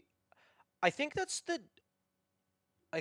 I did a little bit of looking into it. I think this might actually just be the Unreal Engine developer terminal and not specifically a Talos 2 terminal.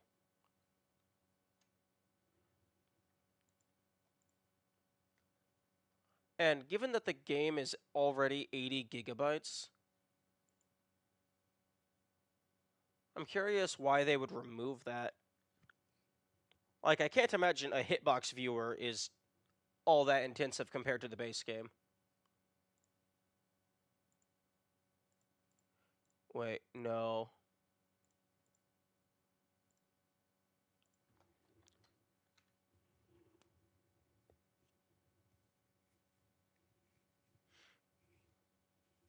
Hmm.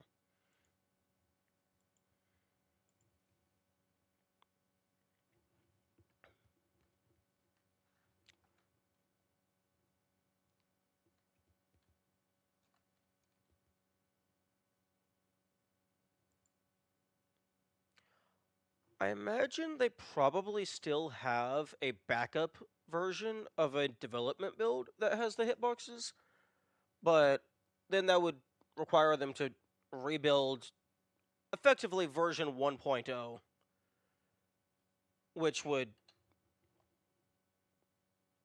not have. That would probably be a very different game compared to the current release in terms of like bugs and performance. Okay, so okay, Lost Puzzle number 1.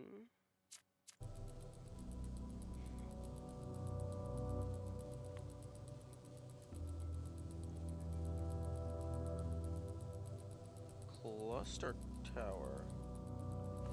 Okay, I'm not allowed to. Okay, okay, so you're allowed. Okay, so you press in. In is the hotkey to bring up this menu if you have debug mode enabled. You can just overlay it on top of each other.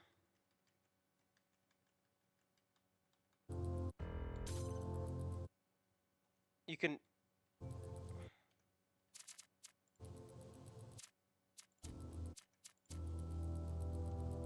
Okay.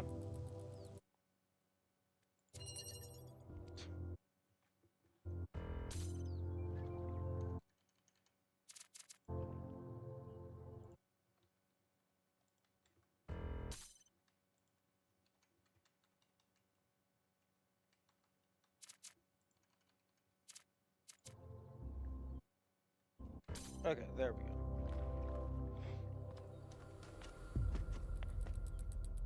Okay.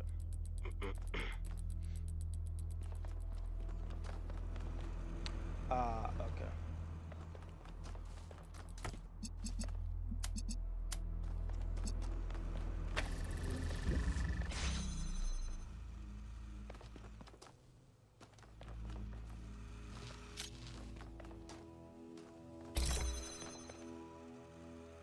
Oh. Oh, this is beautiful. So, watch this. This is going to be... oh, no, wait, never mind. It might not work.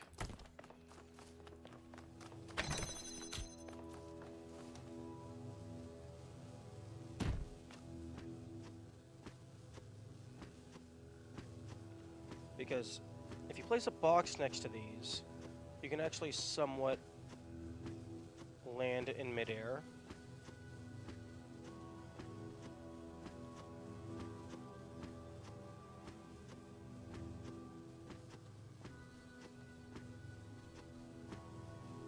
Huh.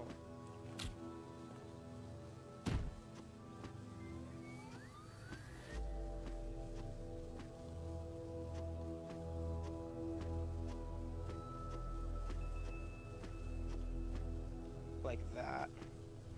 Oh, yep. Easy enough. Okay. It does work. Okay, so...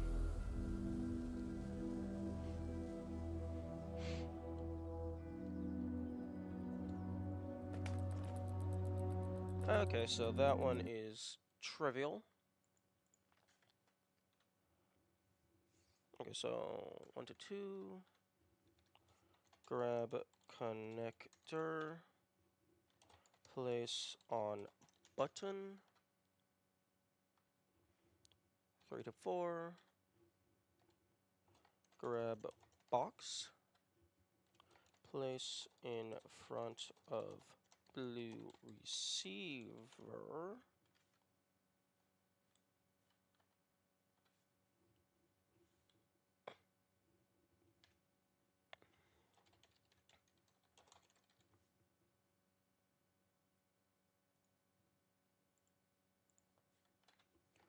jump on box, jump on blue receiver,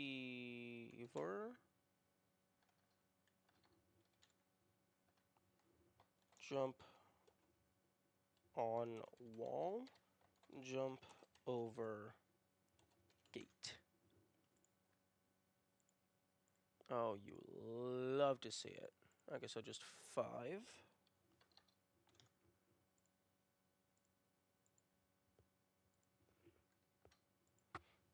Okay, so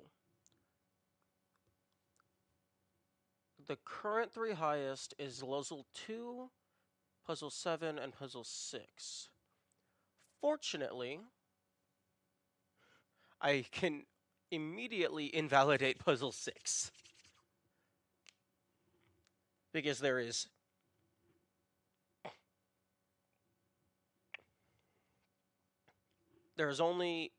no more than 2 puzzles, or rather, there is 8 puzzles that are equal to or less than or equal to.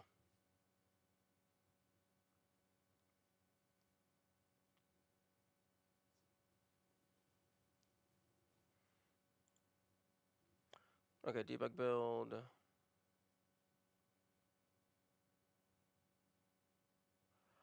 Oh, okay.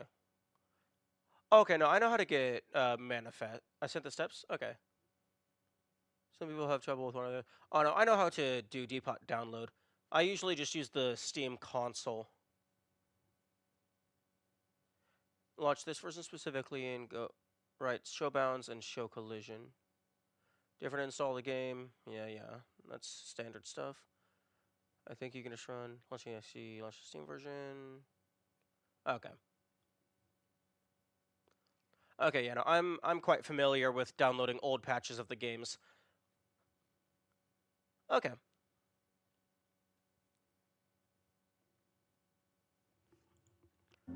Okay.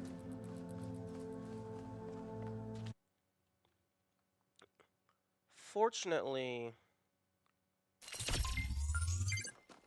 this puzzle is incredibly simple.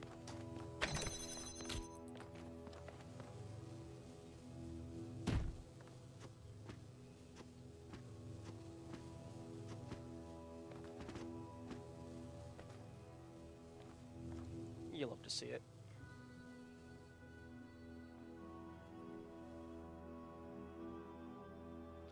Okay.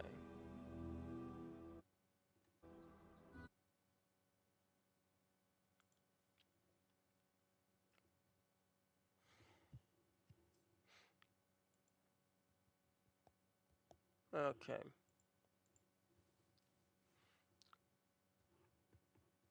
Now...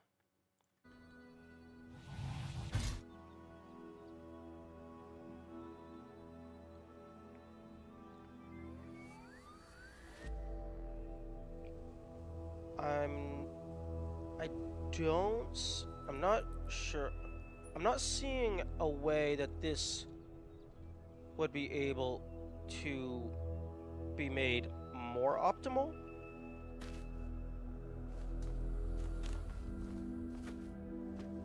Okay, if you can get up onto out in this area, which is definitively out of bounds, if you can get up there, that would be doable.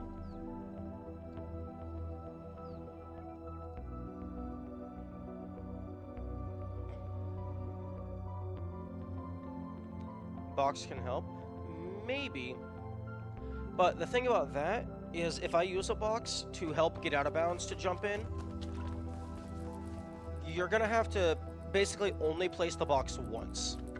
Because if you have to place the box twice, that's grab, place, which is 4, which this, excluding the table, this already uses 4.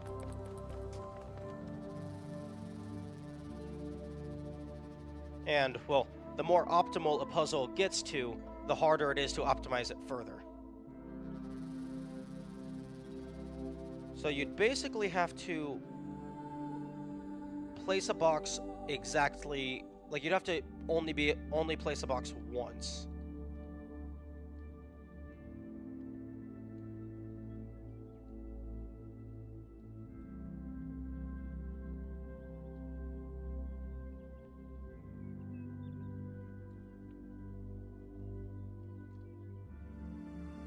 Hmm.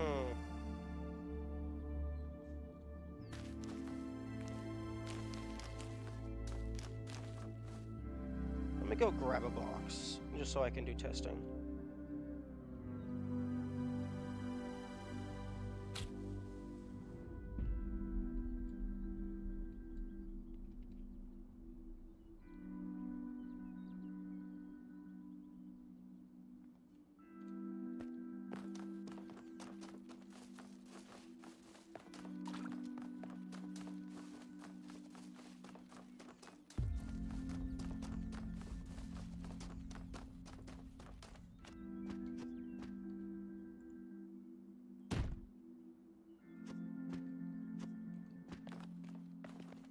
That's not happening.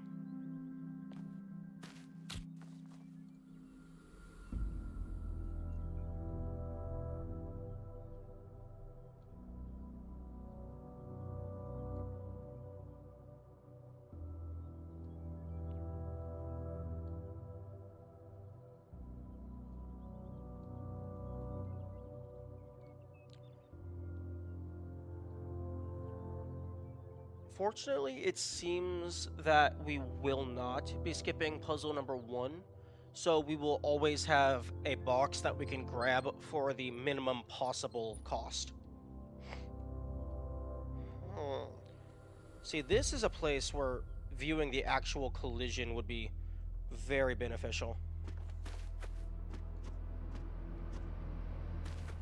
Because knowing where is slippery and where you can actually stand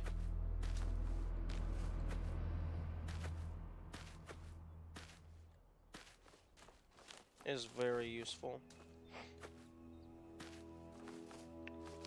Because it's not... Well, I mean, it's very rarely obvious what is slippery and what is not.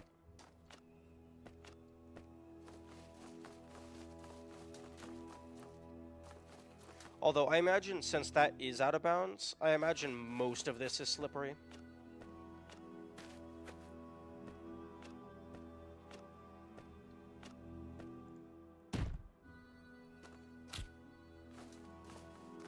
And damn near everything is slippery for a box, even if the player can stand on it.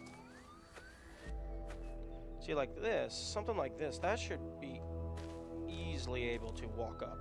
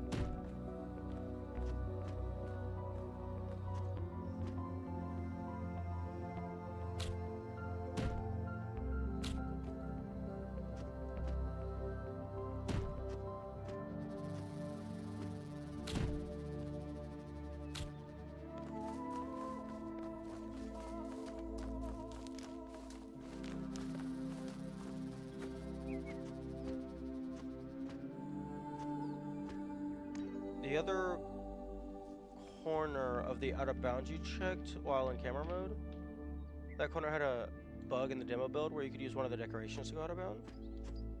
Interesting. That other corner.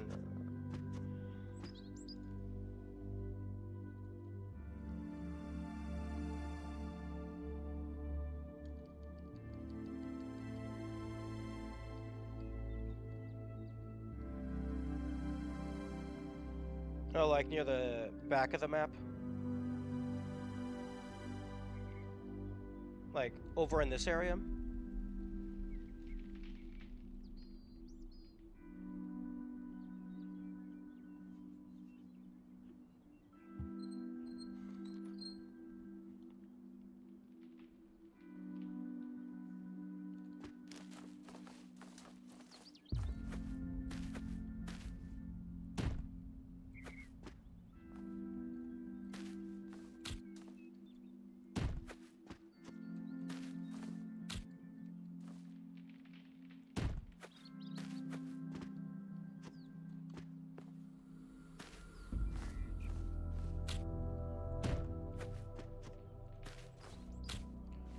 Damn, this isn't even a very big slope.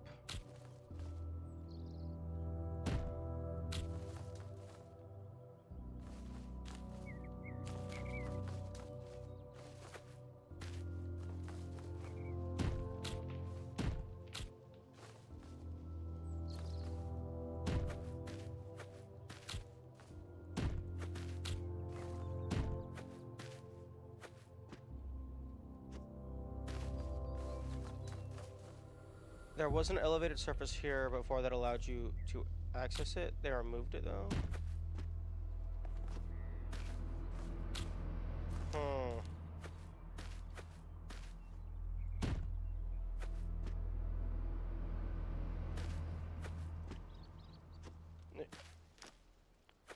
One unfortunate trait of the jump here mechanic is sometimes I don't want to jump there.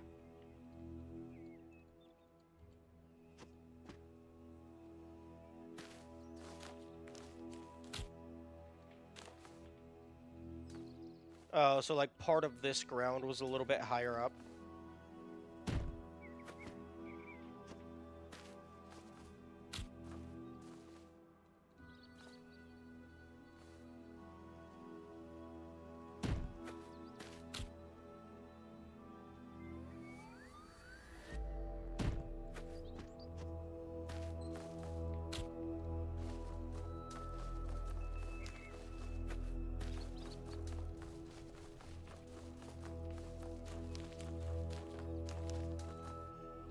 There was a steel decoration of the building which acted like a step. Oh. Oh, come on, devs. Why you gotta remove the cool skips?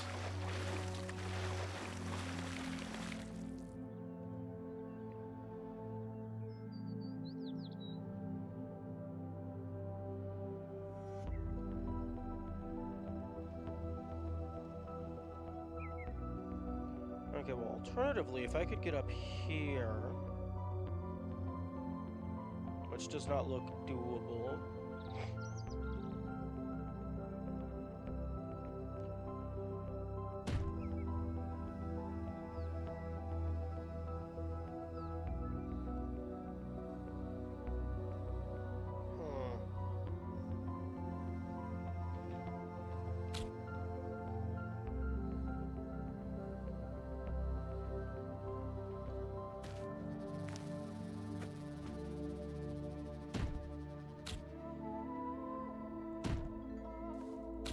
Yeah, that's not happening. There is no shot. I am balancing a box on top of that.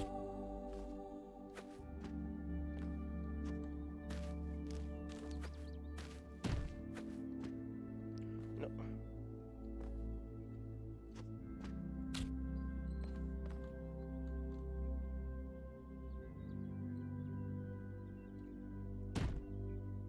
Yeah.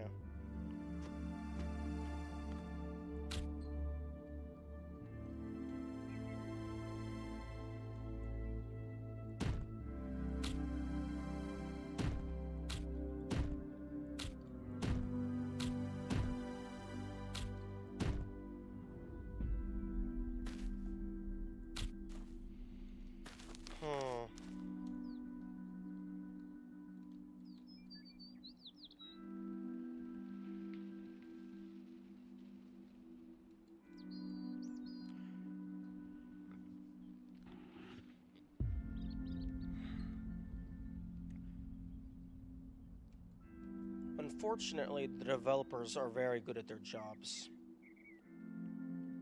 And they learn from their mistakes and they patch out all the cheese. There was another OOB, but that required 2 box straps. Okay.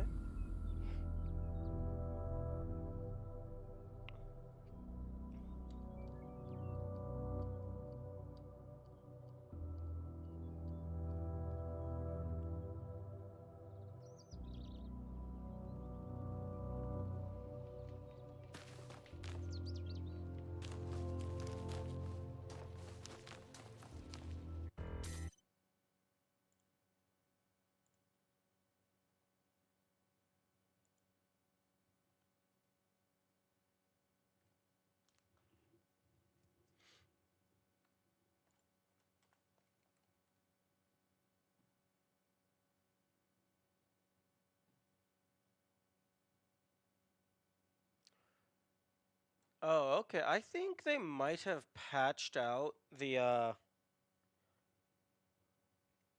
no, not patched out. They tried to patch out standing on the lever because it looked like you got that first try. Or whoever made this video.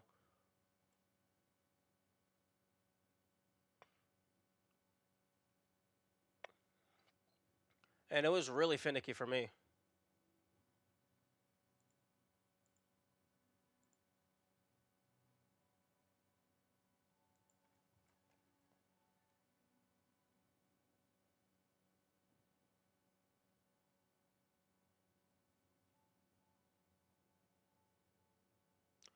Oh.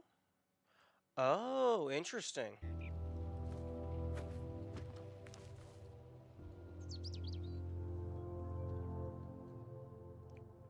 Over here.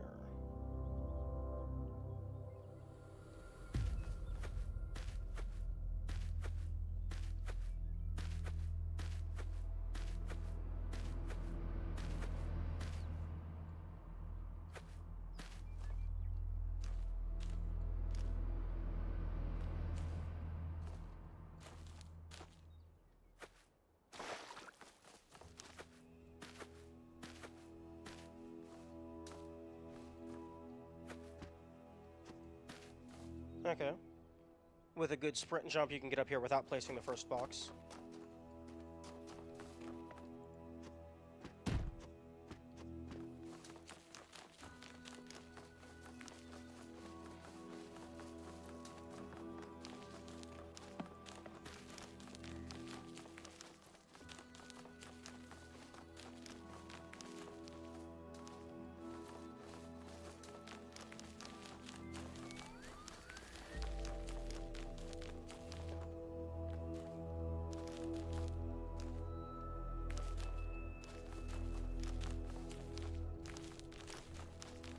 Now to... Ah.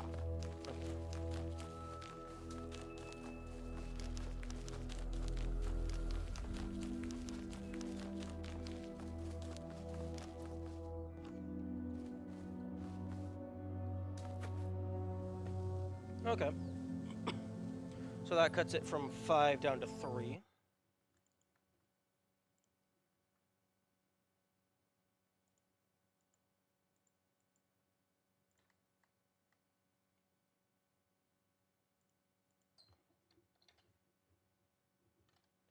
Okay, so 1 to 2.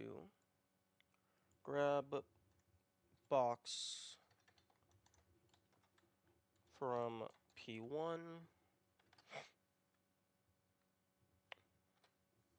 Place box. Okay.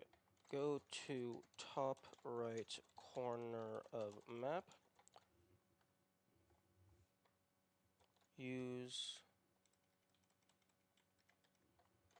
grab box from P1. Sprint, jump onto lower wall. Use box to get OOB.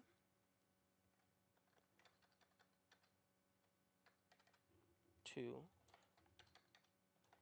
place box near outer O-U-T-R, wall. Okay, I can't. Wall.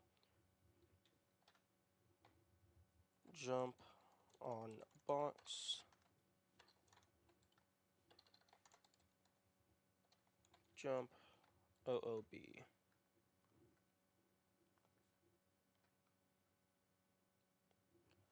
Run around the map and jump over the wall to the end of L1.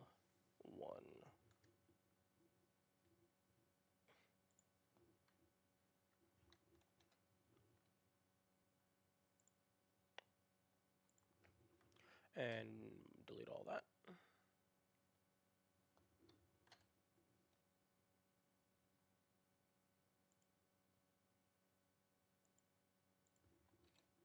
Nice. That. And I said this wasn't fixed from the demo build. Yeah. Although, really the only fix would be just adding an invisible wall, I imagine.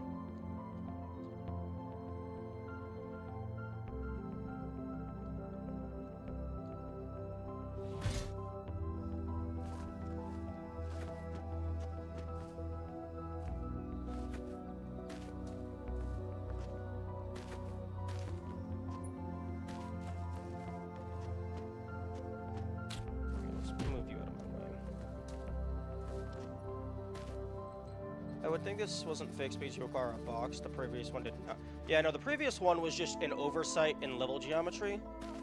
This is actually, like, the player going out of their way to do unintended shenanigans.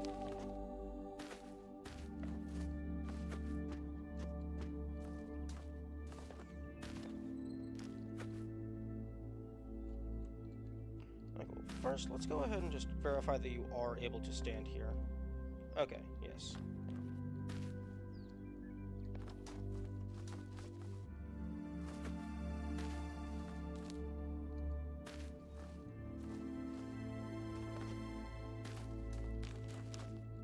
Given how low that is to the camera, I think I might be falling like really short.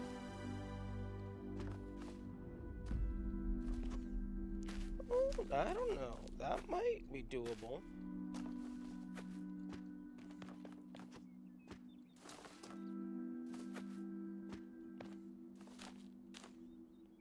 Actually.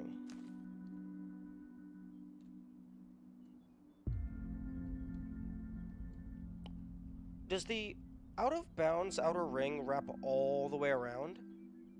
I think that segment right there might break it up.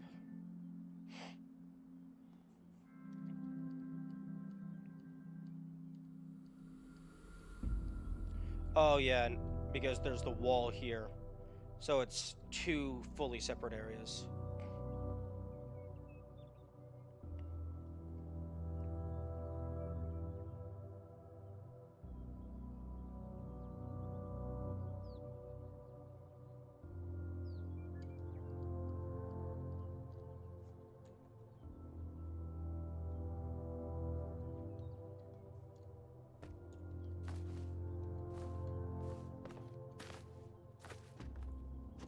Oh, wait, hang on. Oh. Oh, you don't even need to sprint jump.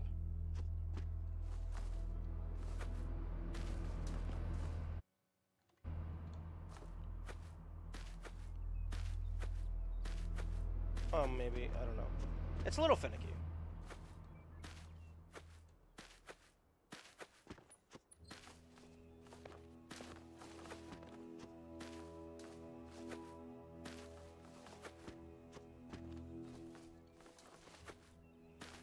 Yeah.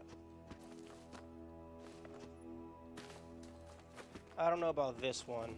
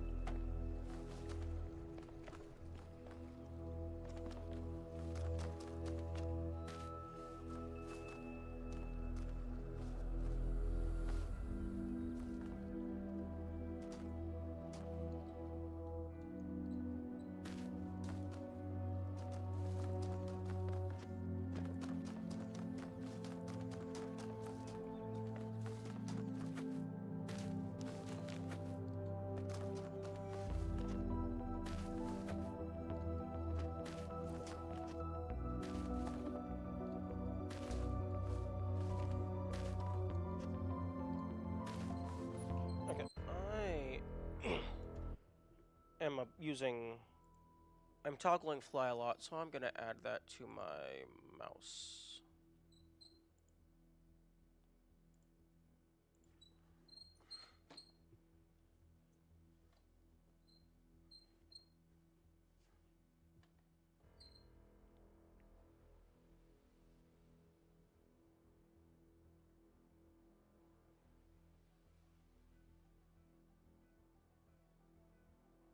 Okay, so 7 can be L for fly, and then 8 can be J for turbo.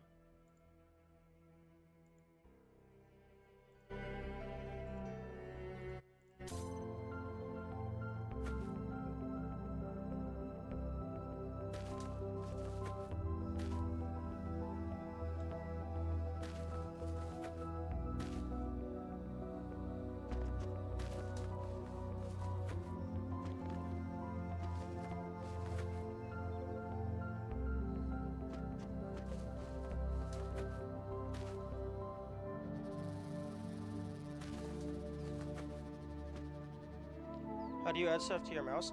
The mouse that I'm using is the Razer Naga Trinity.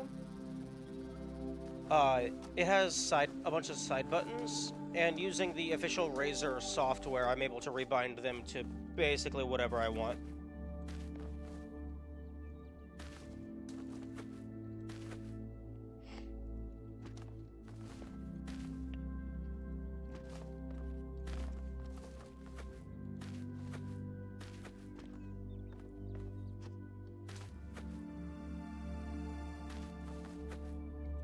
Okay, I'm thinking this isn't gonna be happening. That's super handy. Yes, indeed. It is very handy. Not even just for games. I have a bunch of different buttons rebound just for general desktop use, like volume up, volume down, page forward, page back. I have a button that's set so I can quickly swap between my different desktops, and I also have a button that's just it opens up the screenshot tool.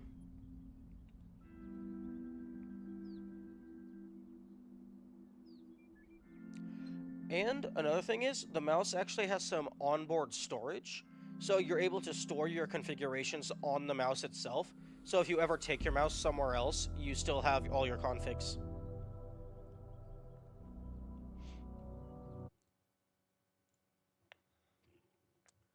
Okay. Okay, puzzle number 3.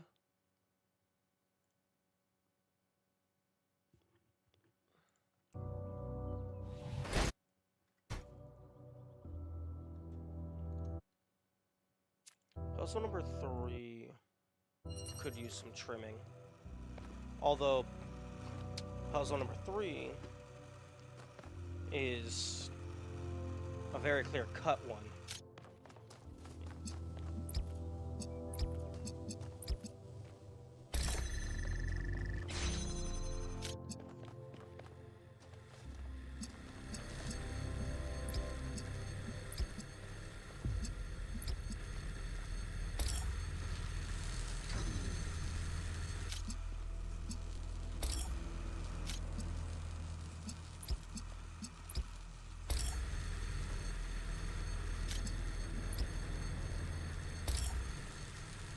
Yeah, because this one is just simple connect, place, disconnect.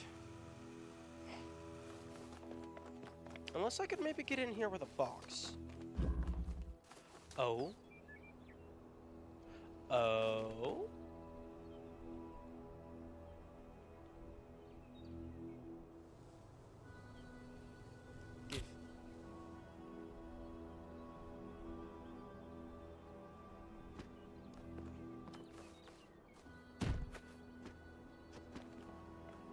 I guess that would be 1, 2, 3. Maybe you can just jump straight over that. 4.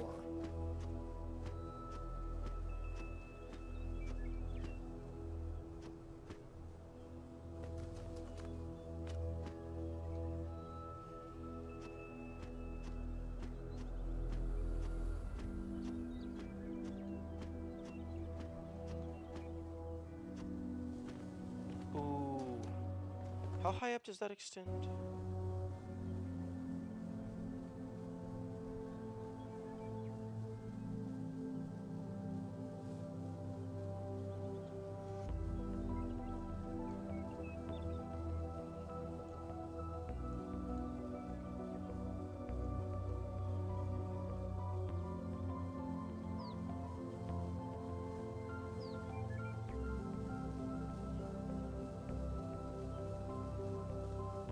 Like, roughly this high?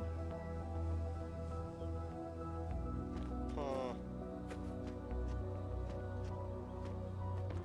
Jumping from here might not be doable. New switch deck. Indeed. I think it does have something to do with the box. Unless they just gave all of these things the same hitbox type.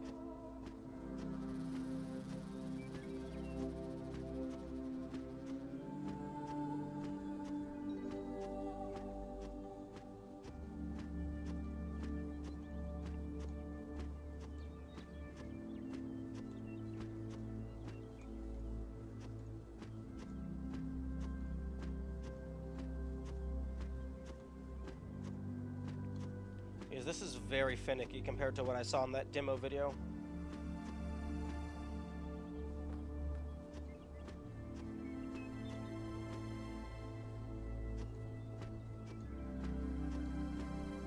Okay.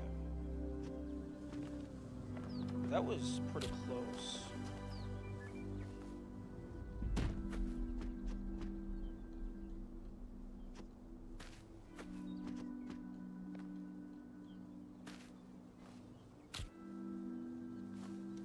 Question, can I just... Okay, no, I cannot just jump over it.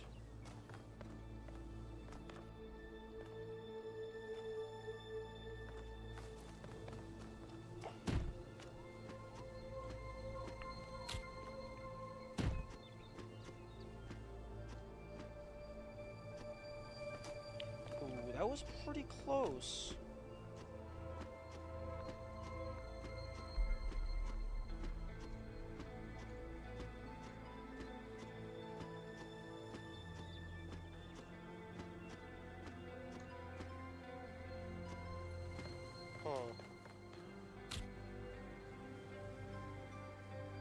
Let's see if there's a better entry spot.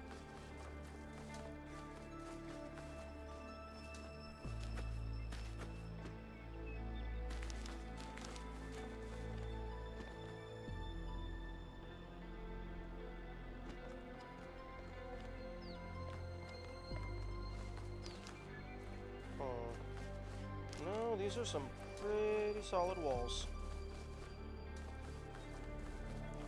We're fortunate enough they gave us the one window. Although...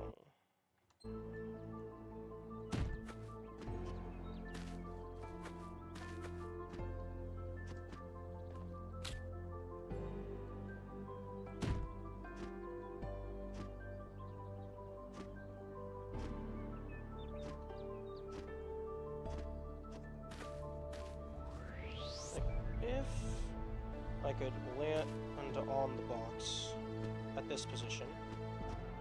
Okay, no, even if I could land on it, it's not tall enough to get me up there.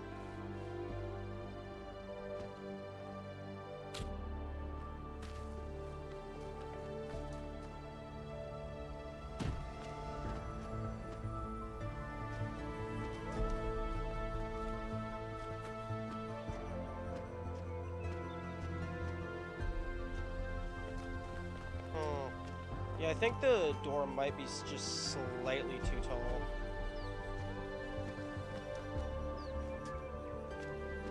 Because it's not about distance, it's about height.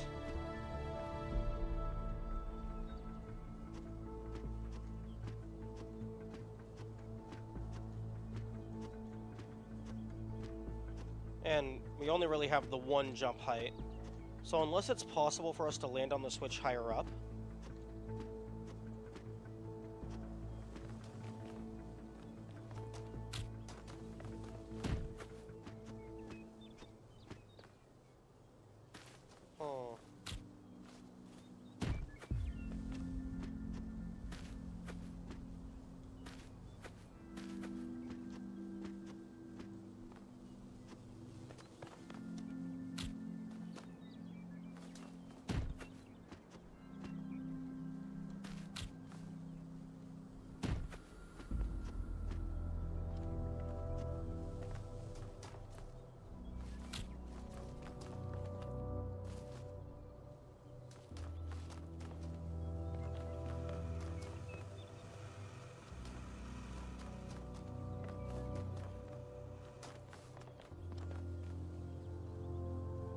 I'll try a little bit longer.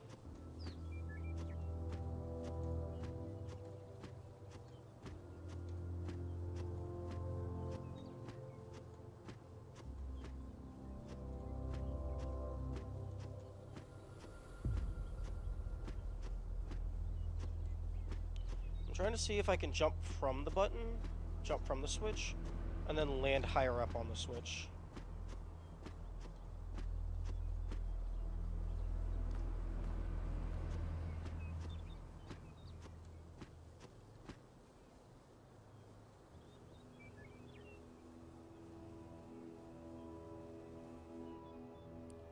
Okay.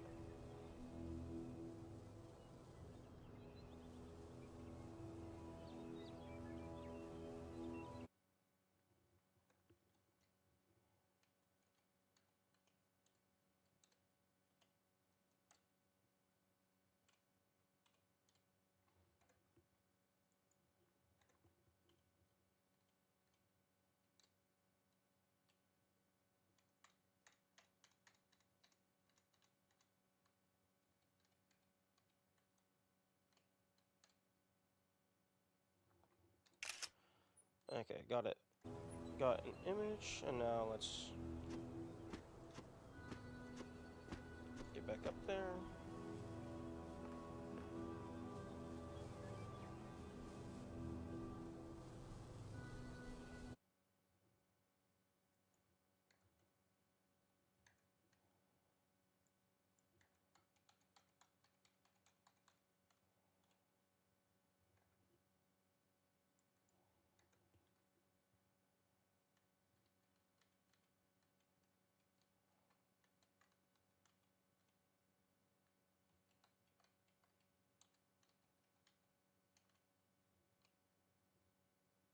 Huh? Oh, okay. Looks like.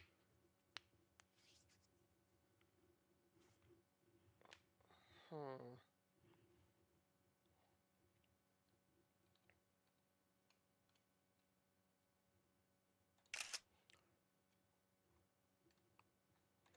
You okay, streamer bot? My chat viewer decided to crash. I'm still connected to the internet. Partially connected, fully connected.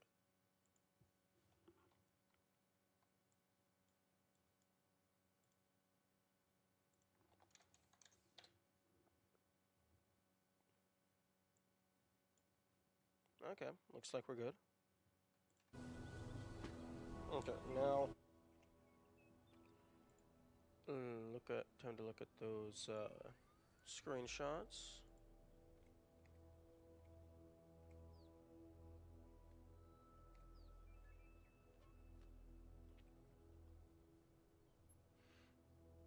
Hmm.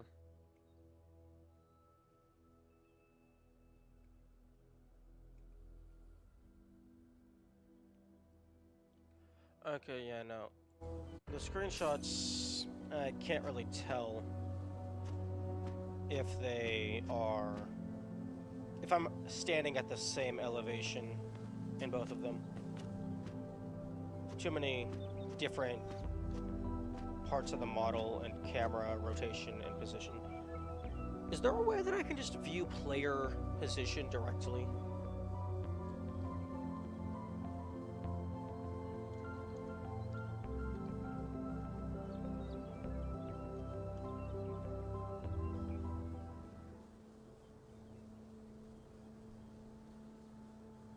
Position dot y. Console position dot y.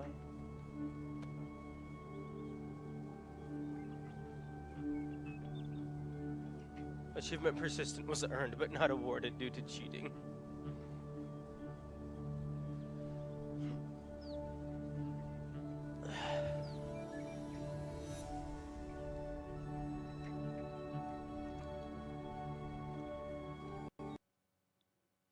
Oh, okay.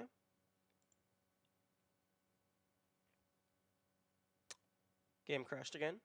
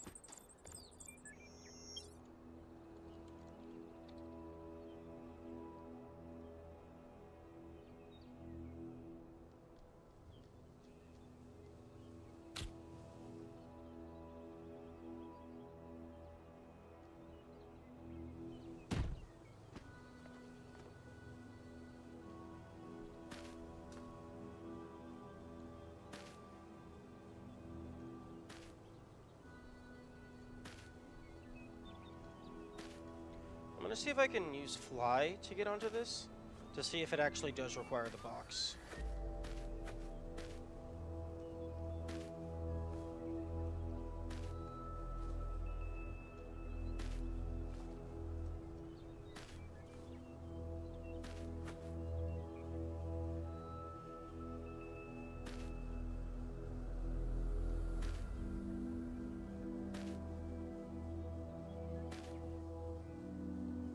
Bug report was trying to break the game and game crashed. Crow team, please fix. True?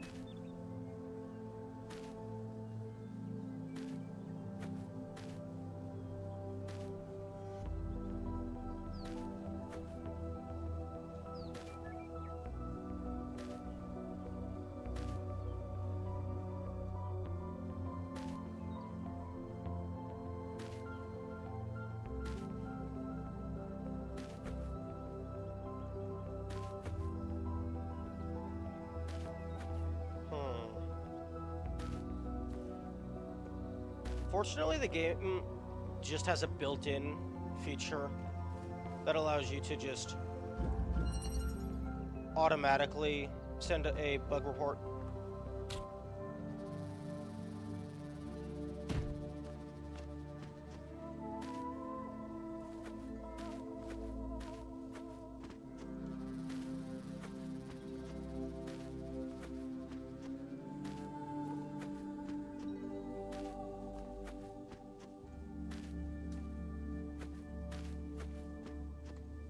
Or rather, a crash report, I guess.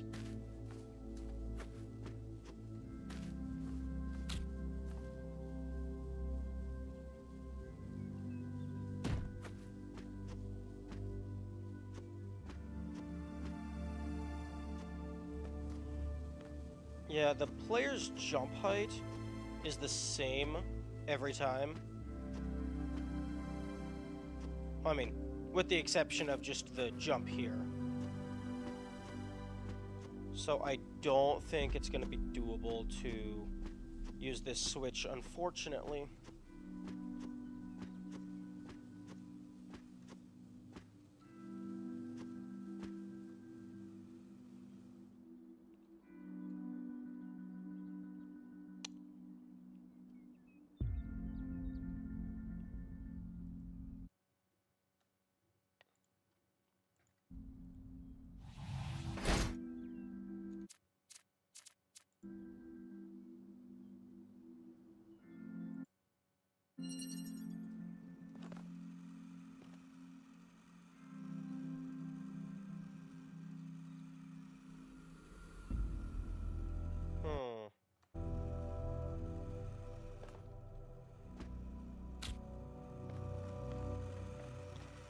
Although, wait a second. Am I stupid?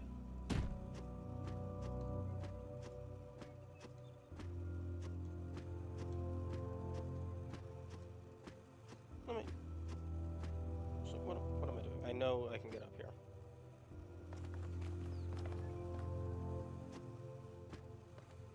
Okay, there's a funky force field there. But yes, no, I am stupid. You don't need the connector at all. You can just jump on the lever. Okay. So that cuts 8 down to 3. Grab box and place it.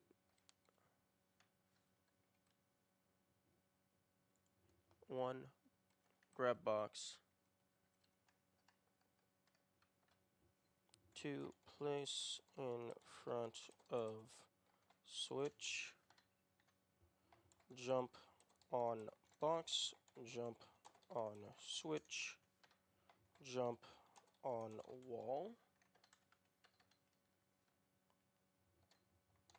Walk over and jump to end.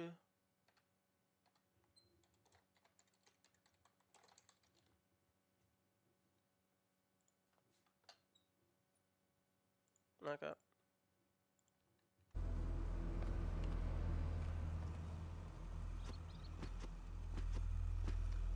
Okay.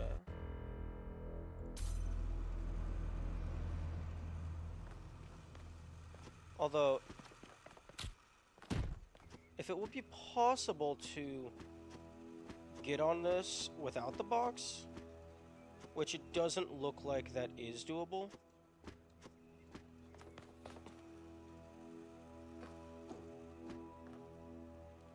Then that would bring it all the way down to 1.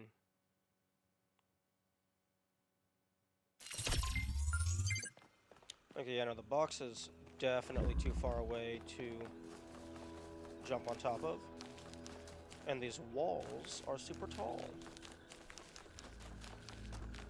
Well, not that the box is too far away to jump on top of. The box's default position is too far away. 12 to 3, crazy. What do you mean by 12 to 3? Was 12 the original number?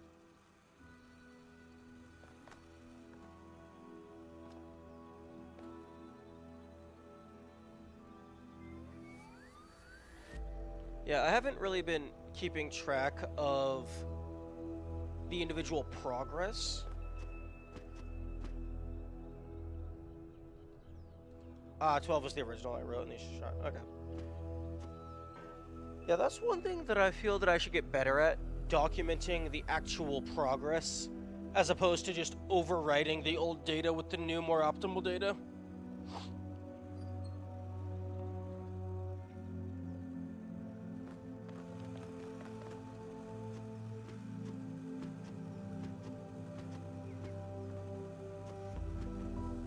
Yeah, because there's the hitbox of the thing pushing you away from the wall. But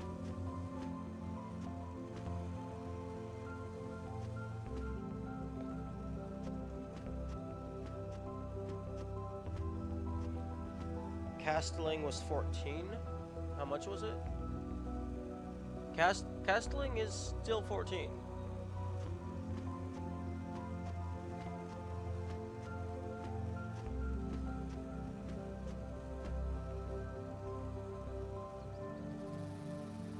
Although,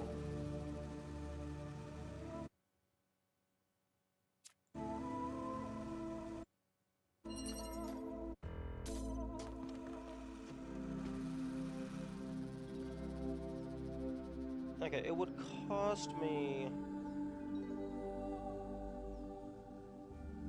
Okay, it would be 1, 2, jump 3, 4. At a cost of 4, I can get that button pressed. Does that help me? No.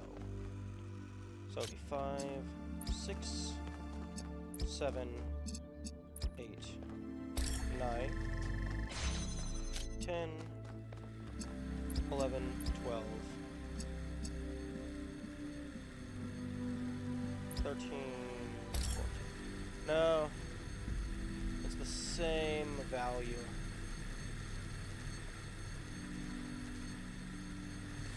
Wait, hang on a second. 1, 2, 3, 4, 5. Oh, plus 1 for the wheel. Okay, so that would be even worse. Okay, it would cost me 2 to get a box here so I can get in. If I can get a connector anywhere, that would allow me to potentially drop. It would be 2 to get in with the box, 3 to grab the connector, 4, 5, 6 to place it down, or potentially just run into the door, and then 7 for the table. So this would be a maximum of 7 if I can get access to a standard connector.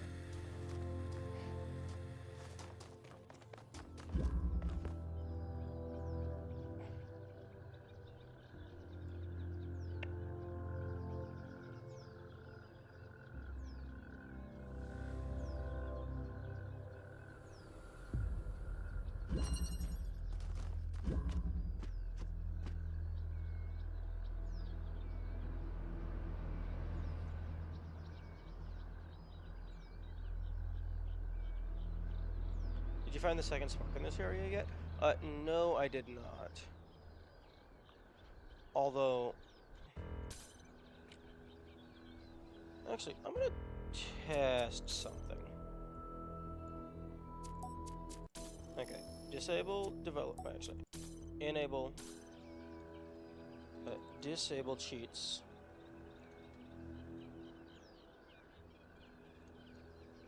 Okay, does not automatically disable fly.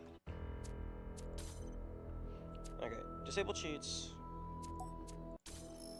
Disable developer console. If I go back to my main file.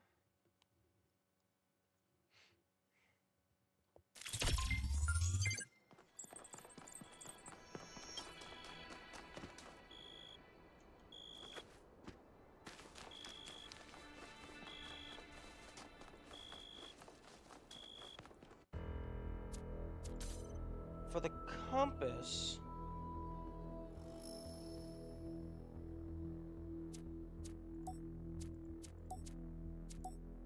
hide question mark show. Depending on what counts as a question mark, that would allow me to find more things. Without having to just wander around in circles and hope that I stumble into something.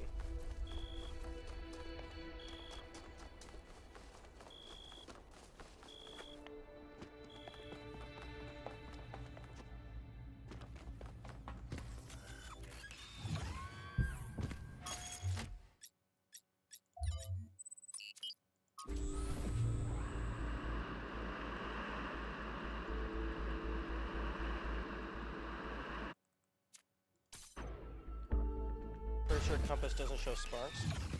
Well, it's worth a test. Okay, nothing there. Although things do disappear if you get too far away from them.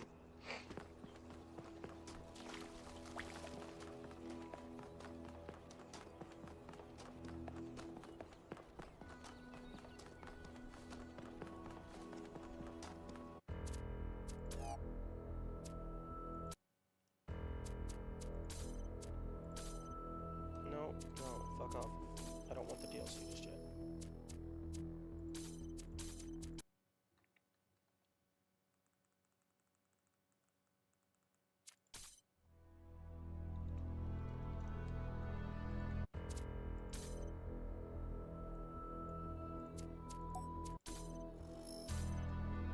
Behold, child, you are risen from the dust, and you walk in my garden. Hear now my voice, and know that I am your friend, and I am called Elohim.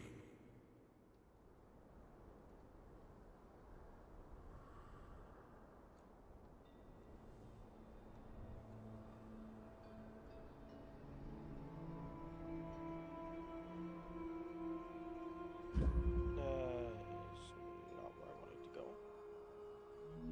Step into the light, child, and awaken.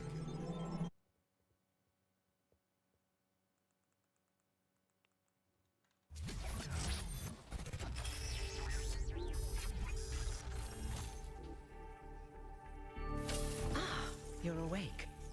Welcome to the world of the living.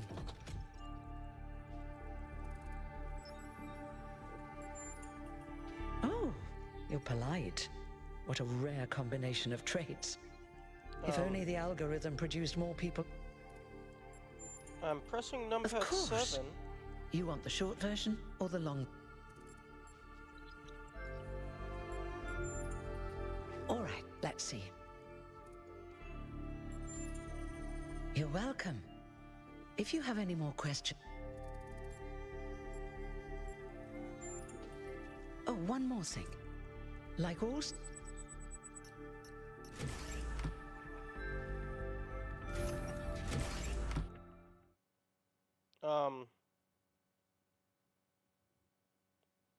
Okay, don't know what that is.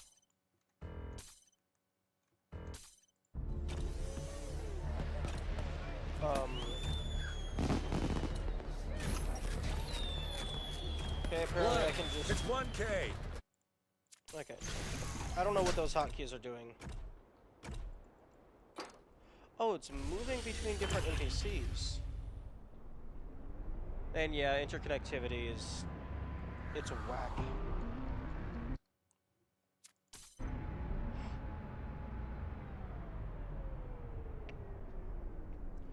It has a bunch of walls blocking potential angles for lasers. And so it's just... it's very restrictive. What's broken now?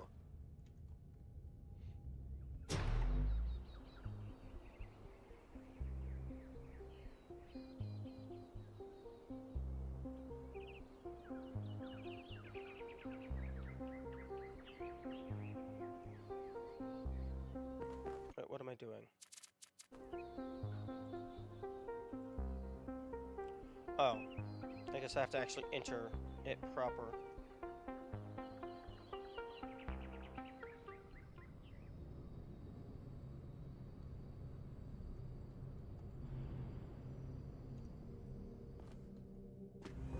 I would like to... I told you something, and here we are. If we could focus... Oh. Ha!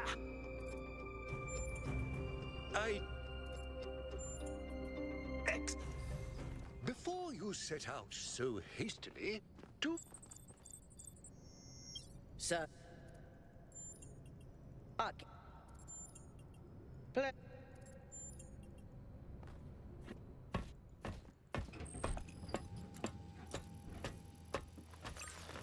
Here we go. Hold on to your hats. We really need to update those language libraries. Thank you for coming along, everyone. We have...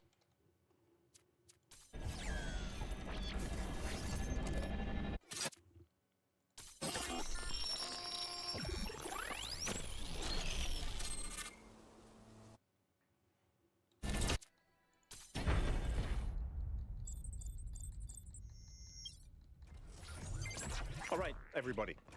I'm sure you're all just as excited as I am, but let's at least have some semblance of order. Yakut, I want a map of the island and a molecular analysis of, well, everything. Melville, tell me what the giant pyramid does.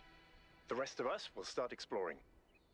I'm not making any promises, seems different but from I the might other be able to fix structures. the transport Older. system. Have a However, look around, I don't 1K. like just randomly poking at things. That's a... Looks like they were running some sort of experiment here.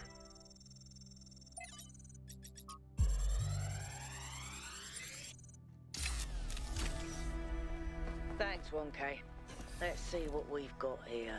The file format is the same one we use in New Jerusalem, although some parts aren't loading correctly. And it crashed. Hold on. There we go. Okay. You know what? I'll hack together... Am I in sleep mode, or did that thing just materialize out of thin air? Melville, I want an analysis of that particle cloud. on it. Anyone got a butterfly net? I'm connecting the transport system to our interface. Hold on.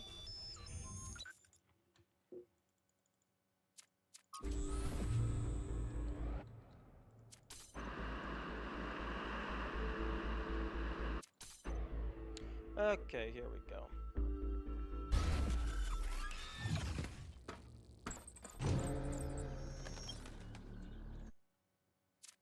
This place is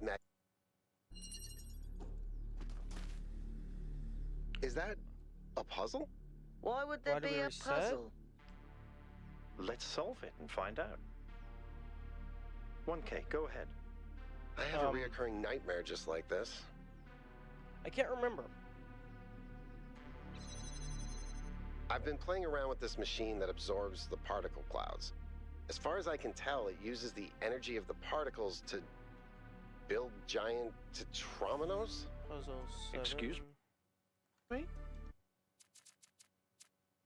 It's another puzzle. Collect enough energy, build a bridge, access the tower. I think. What is this? A theme park? Maybe it's an experiment. A rat maze. It seems like an echo of the simulation. Will you ever Not stop a talking? deliberate recreation, but built around the same core principles. Let's not jump to conclusions, though. What's clear is that this place was meant to be explored. So let's do that.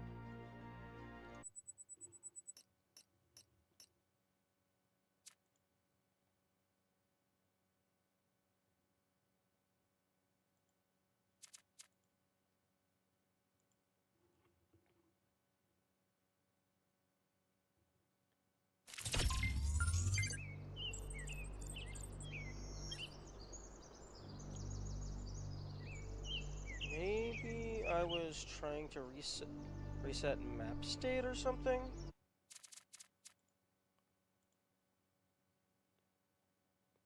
I was definitely going over to my file to test the compass.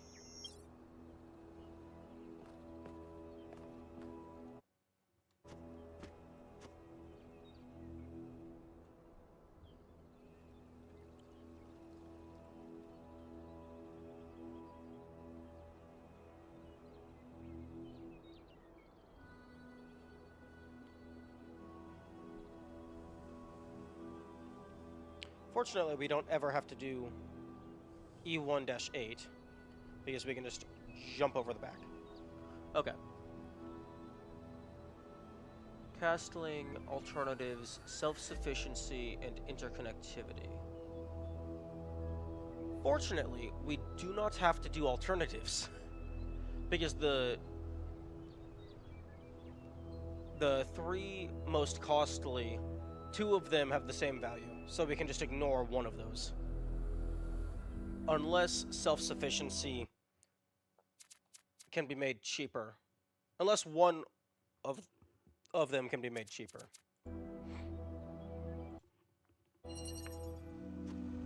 Oh no, wait a minute. This is the one that I was... What the heck is interconnectivity? Oh, this one is interconnectivity. Oh yeah, this is the one that could probably save 4 if you could... wait, no.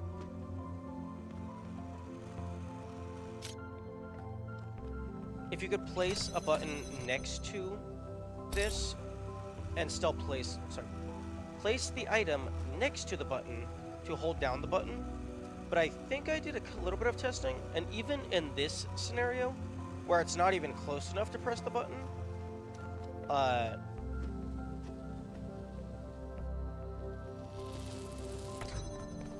having this be here was not close enough to link to it. Because if you press the button with it, the green doesn't have a full line of sight to be able to do that.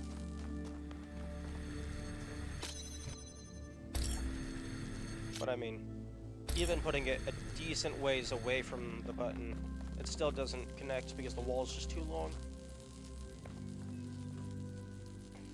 Although, if we could do the same principle on this side as well.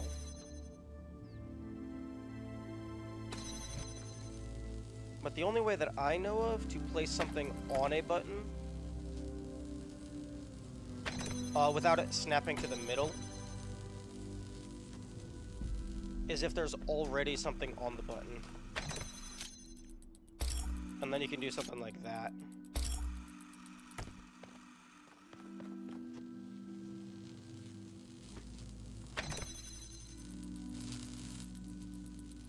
So we would need both of these to somehow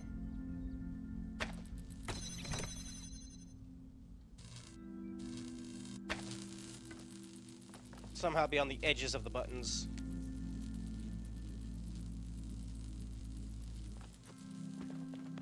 I do not think bringing a box in here would help all that much.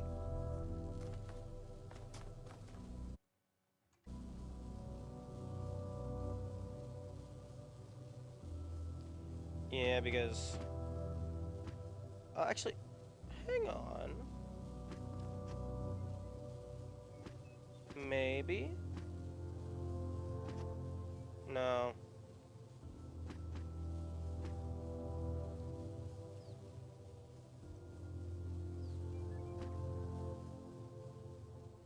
Hmm.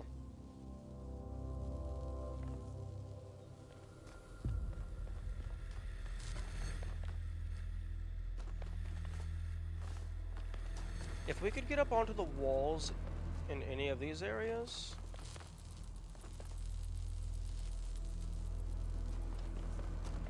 shenanigans might be possible.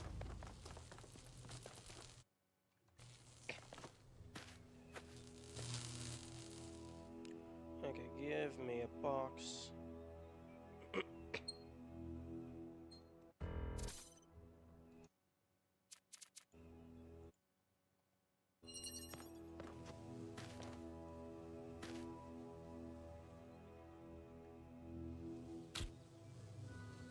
And then, okay, do I keep the box when I teleport?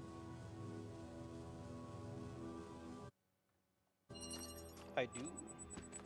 It's strange that some of these puzzles seem disconnected from the rest.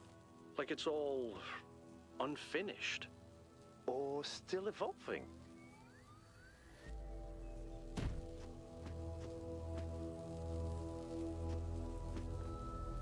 Oh no, that doesn't look viable.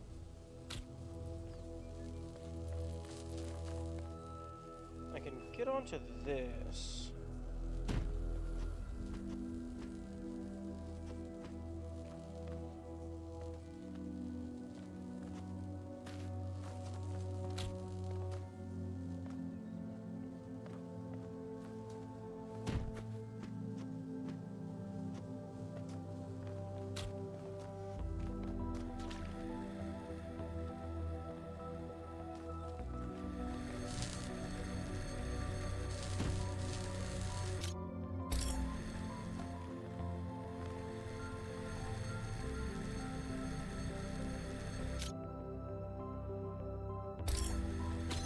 Although, this also assumes that I can even get a box in, which I do not know if I can.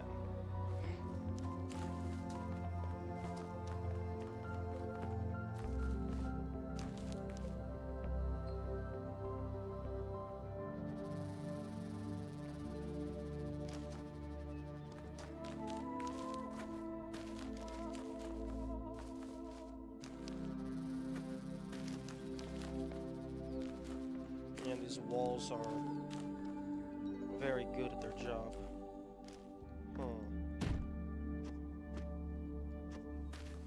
Oh, and they even have a border around the ceiling so you can't jump in.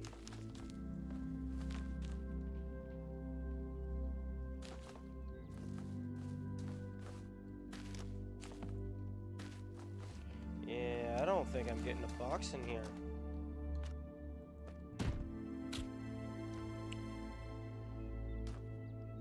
That's unfortunate.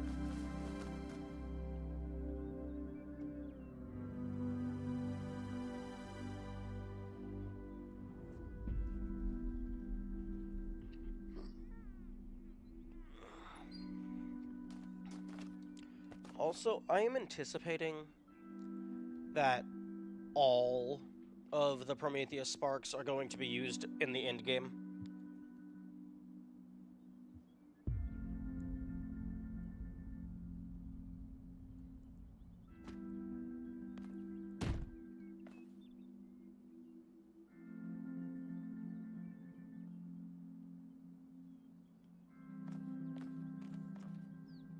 Okay, so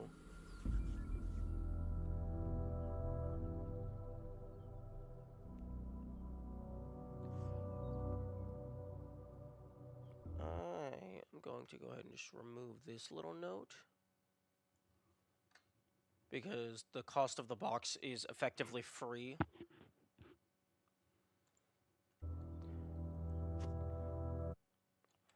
Wait a second, hang on. Hang on a moment. It might not be free anymore. I've just had a thought.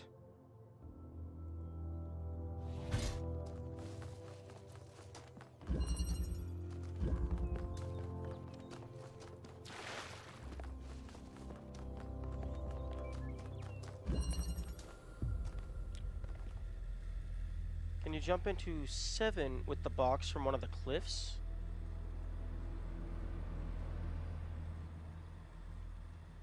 Possibly?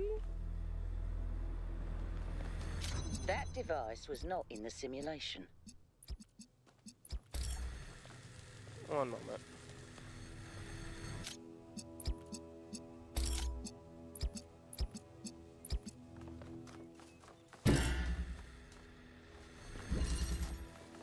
I would like to test a thing.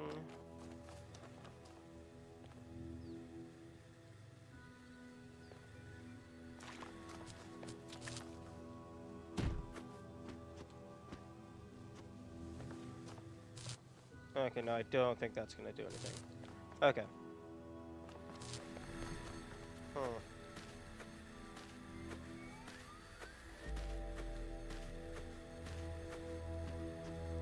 I'm able to get pushed back by this. You can probably stand on the Prometheus terminal.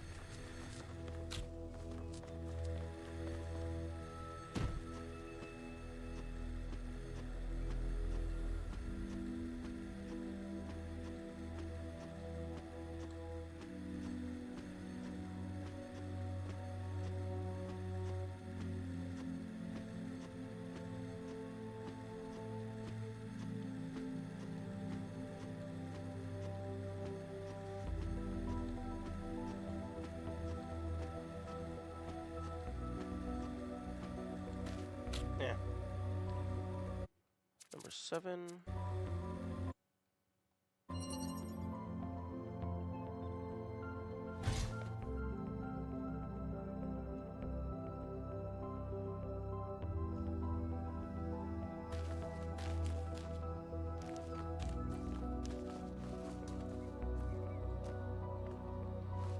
The walls are pretty solid. Hang on. That's probably doable.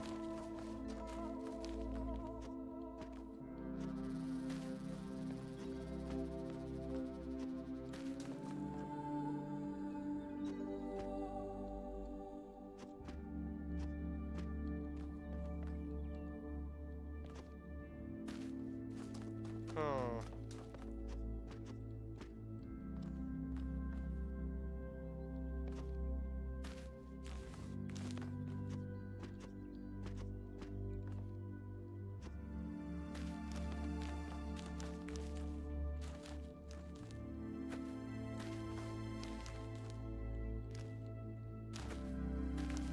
Oh yeah, this wall was very clearly put here to block this. Okay.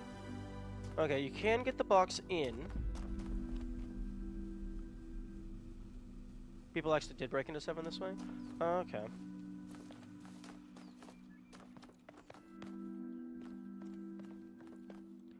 Okay, here, I want to test. If I can get into this position.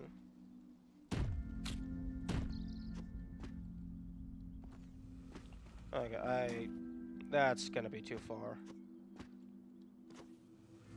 Yeah. I don't foresee a timeline in which you can just jump straight to the middle.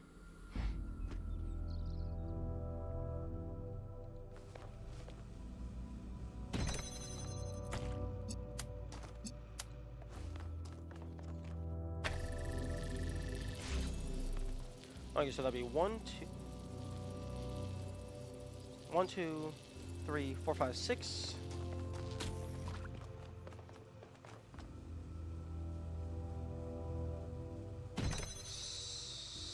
7, 8. This I think this is going to be 2 less, because it's the exact same route as using the fan blade, except at the end here I can just leave the box in place and I don't have to move it back to the fan. So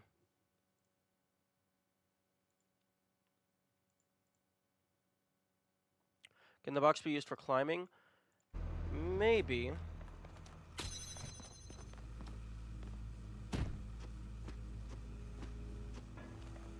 can get up onto here.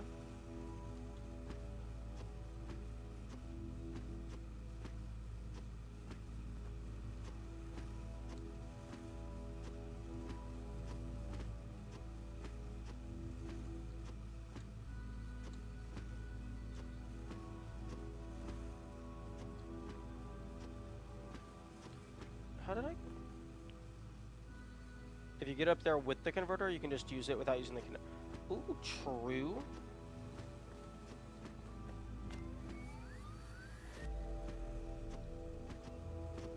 Okay, if I can just get myself back up here.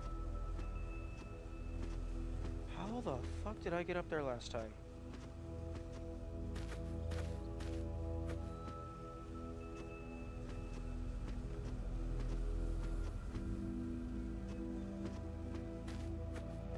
I think I might have landed on this corner slightly. Okay, well you can grab the converter if you're up here.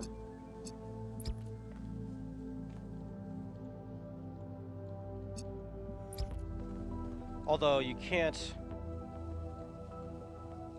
get both at the same time. The angle doesn't work. Although maybe. Hang on. Yeah, no. Unless...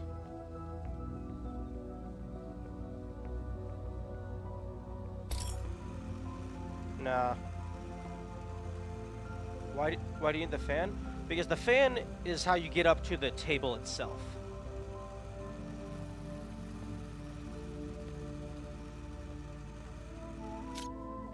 Okay, yeah, there's no shot you're going to get both of these with the same, with like a singular position.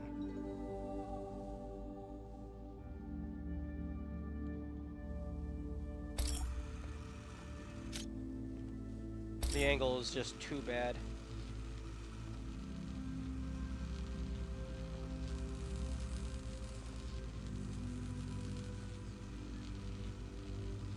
Can you get the box up? That's what I was trying to do.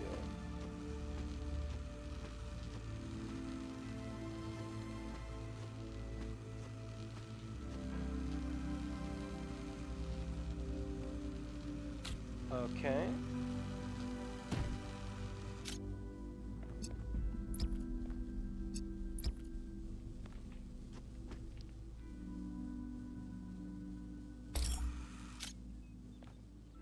Put it in the middle?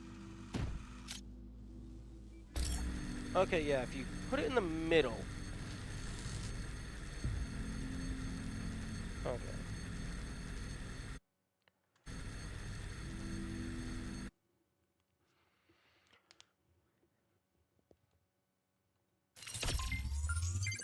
Okay, so puzzle 1.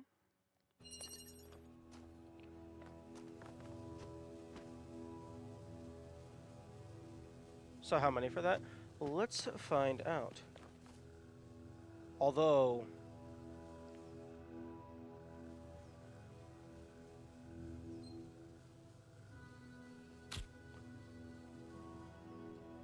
Okay. One moment.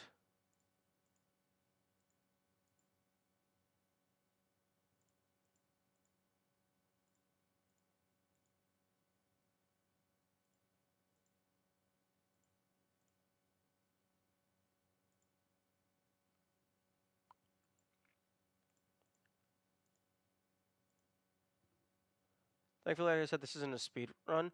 Oh, no, absolutely. Every single challenge run can be, like, you can speed run this, but I have no interest in doing that, especially not in the routing phase. Okay, puzzle 8. Puzzle 1. Okay, so...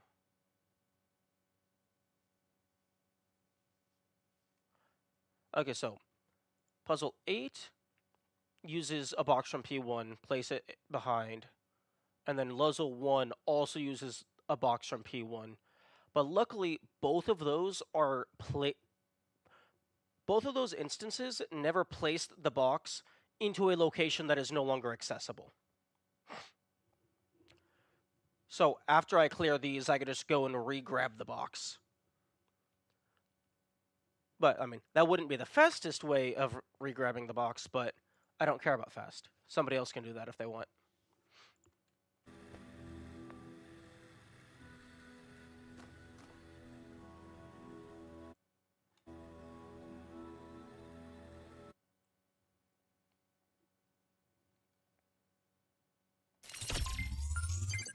Okay, so...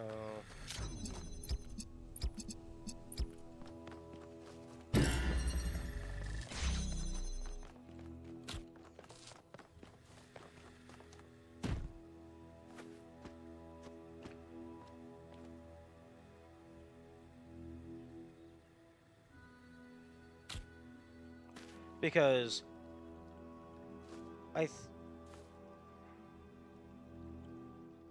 okay, no, you could go and finish this puzzle and then walk around and grab it as well. Okay.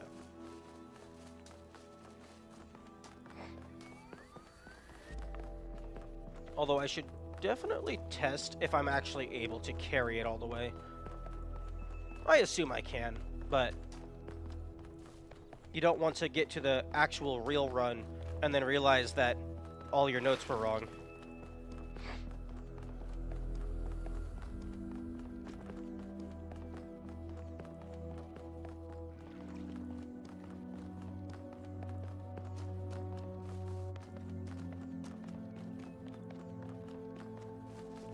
Although, interestingly, because I left the puzzle through the wall, it didn't actually count as me leaving the puzzle, so my compass is still gone.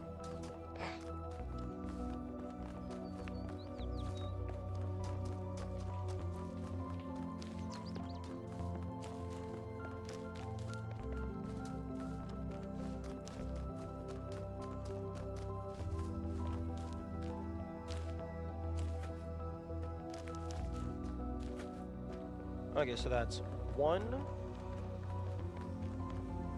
to pick this up, 2,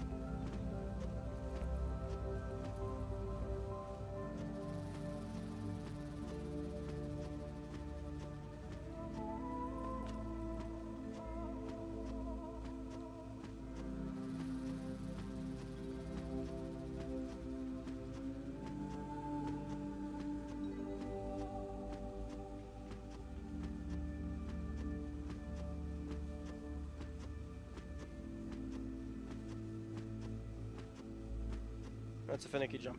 Indeed. I wonder if I'm actually landing on the receiver at different elevations. Because I would assume, like, outside of maybe lag frames, I would assume the jump is the exact same height every single time.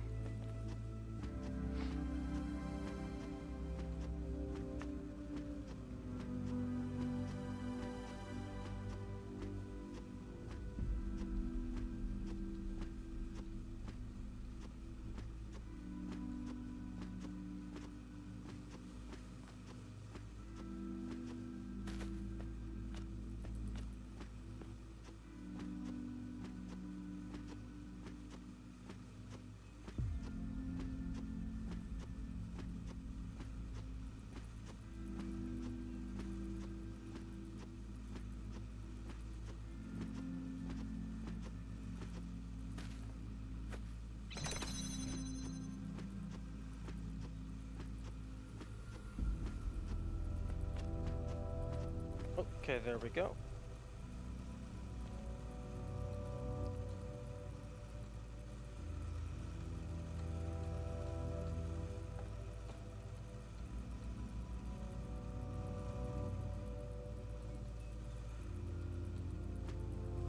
Yeah.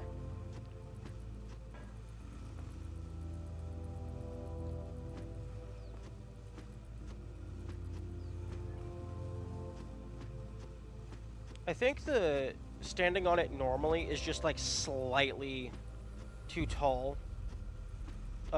too high up to grab the thing.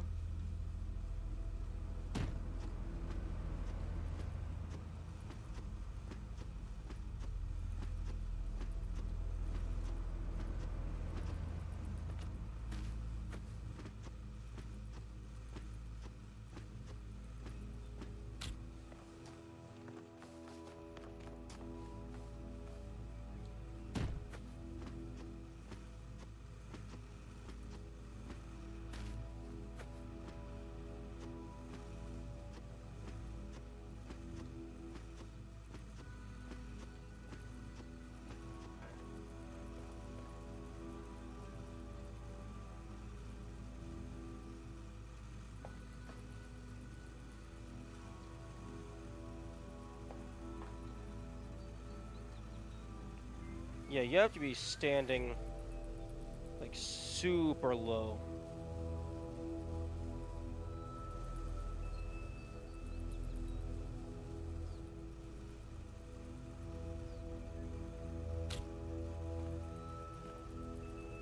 Okay, so one to pick up, 2 to place down, 3, 4, 5, 6, 7, 8, 9, 10. Okay, so that brings it from 16 to 10.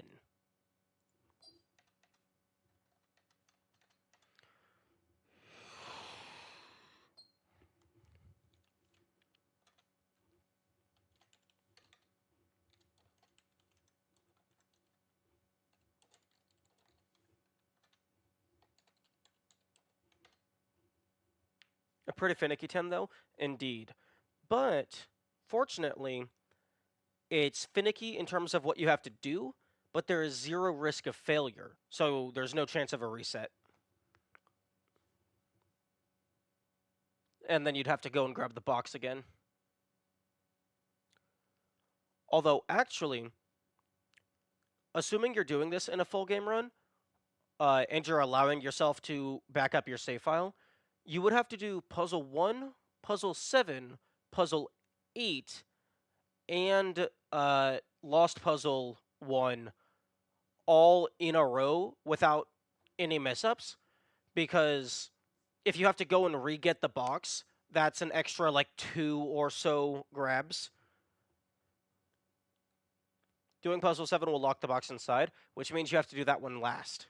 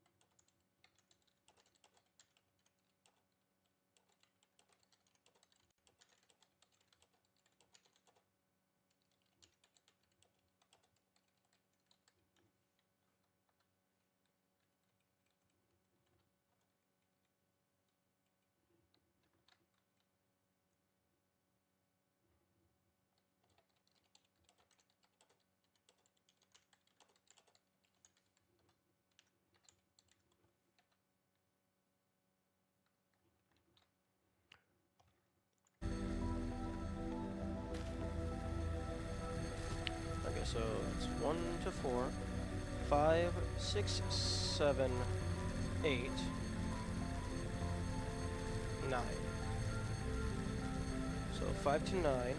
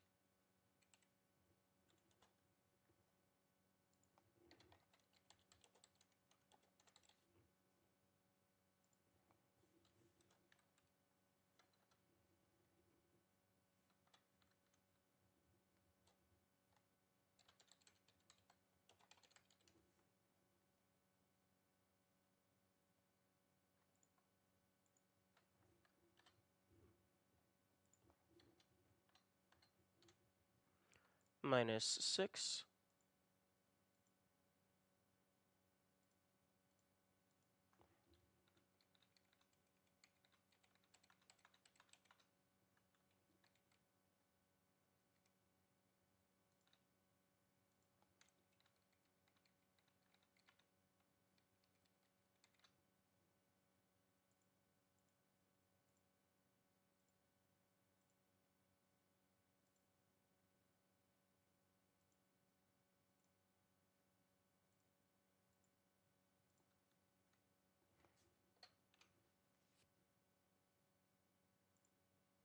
Okay, so 3 of the puzzles require use of the box from puzzle 1. Although, hmm,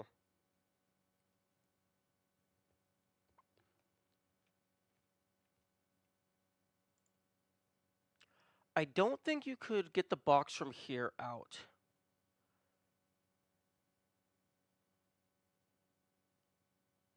Wait, actually, you could place the box, jump on it, jump onto the wall, go and solve this puzzle, and then jump onto the box again and jump onto the wall, grab the box, and then leave.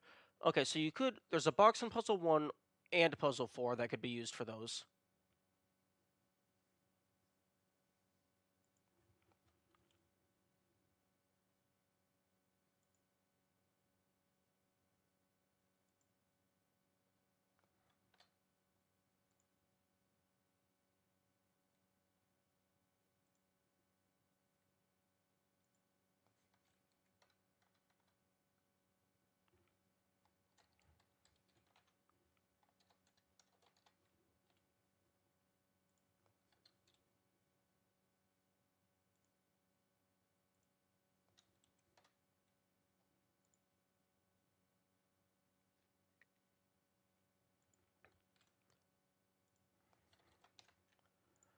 Okay.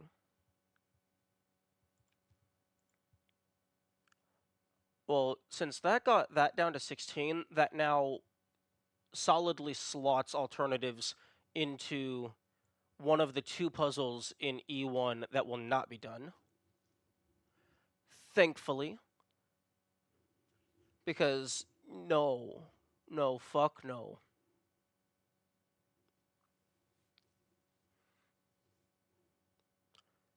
Interconnectivity.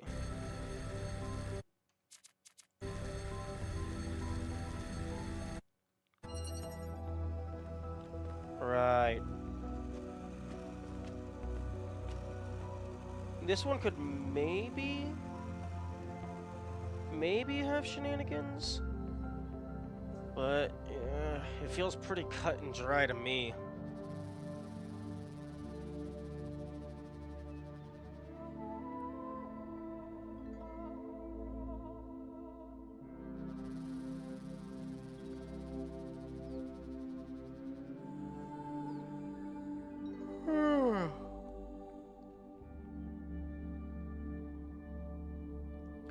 After routing out all 120 and selecting 96, do we then decide the worst 24 to skip? I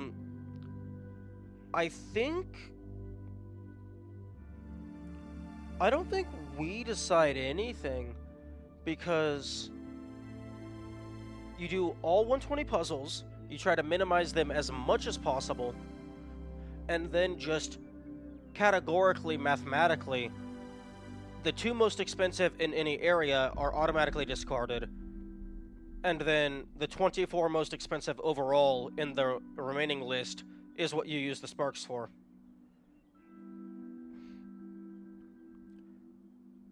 Although, it should be noted... that's what I mean, basically? Okay. If any of the sparks cost interactions to collect, then that effectively means that it's a +1 to whichever puzzle uses that spark. Although, still, having a puzzle be a 2 instead of a 1, that's still going to, like, dramatically be more efficient than doing it normally.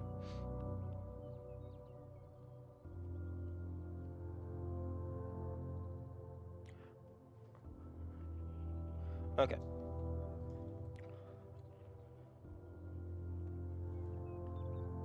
Okay, I have decided that I care more about this routing than running in circles for 5 hours trying to find a random ass spark. Do you know where the other spark is in this area?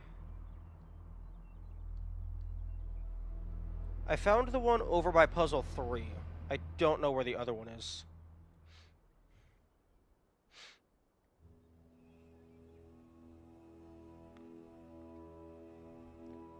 The one that was right there? I found that one. It's behind puzzle 6.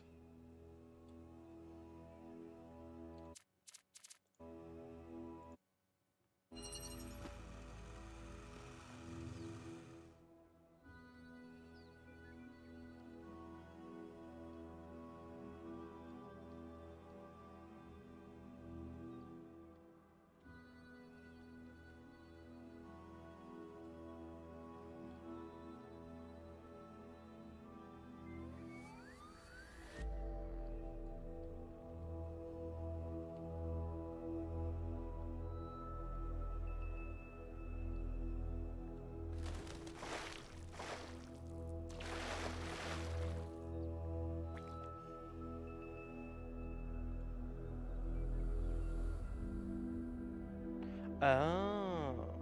Okay.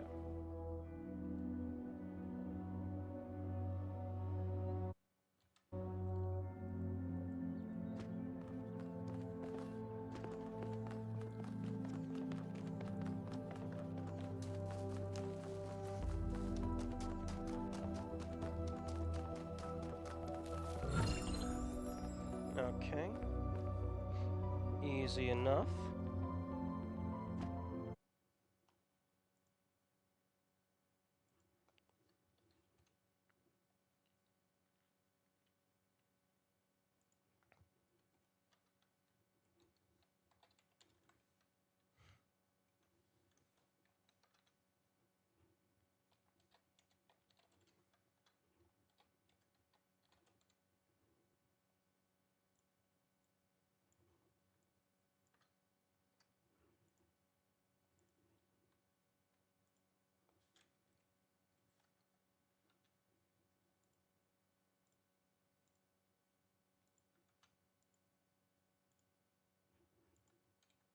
Okay.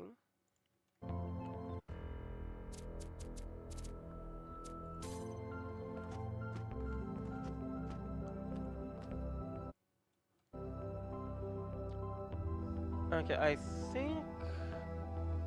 Okay, the cost of using a box in a level is like roughly 2 to 4.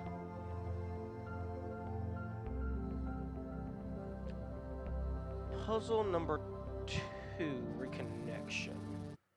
Let's take another look at that one.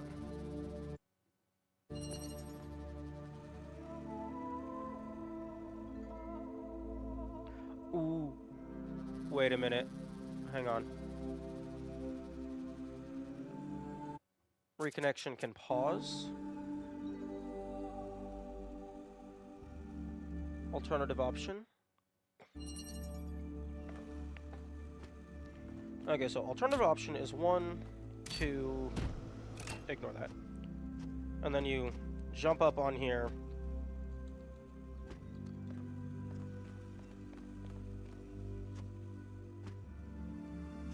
And then you hit that. And then you could come back here, jump up on there again. Can you grab the box?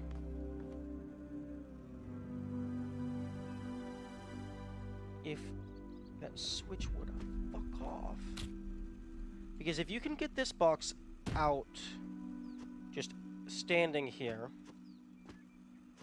that means you could bring this box over and just climb into the side of puzzle 1. And then you could get puzzle 1 down to 3. Cut it by a third.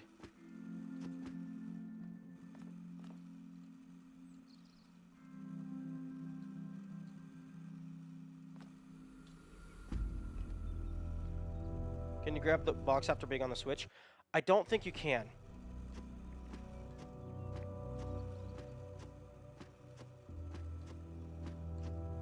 I think you might actually be too close to the box. And it still thinks you're standing on the box. So you can't grab it again.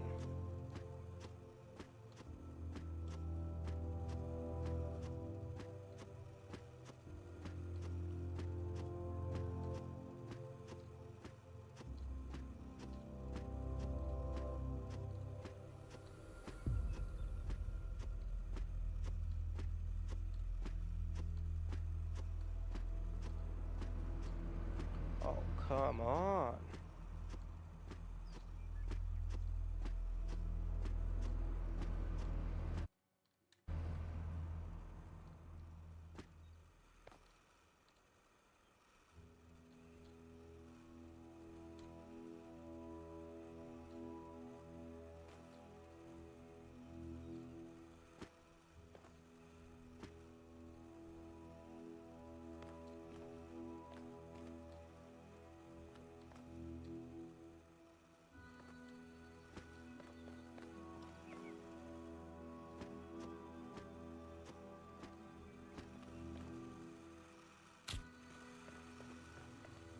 Hmm.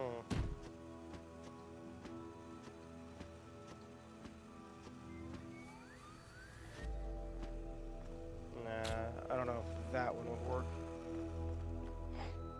Oh, because the switch is actually a little bit higher up than the receiver, I think.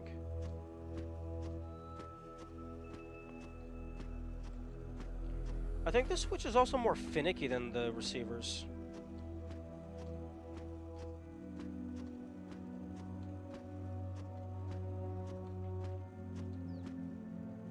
Okay, there we go.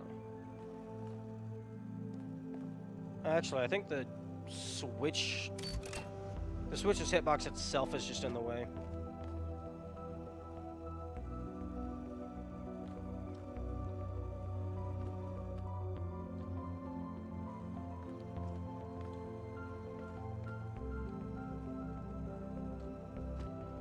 Ooh, the box might just be too far down.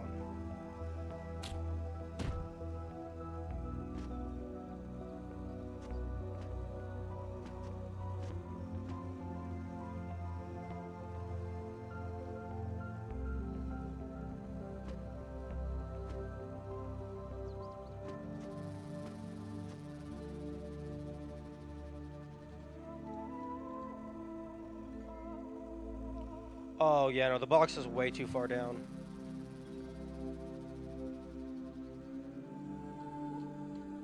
Okay, going just straight down.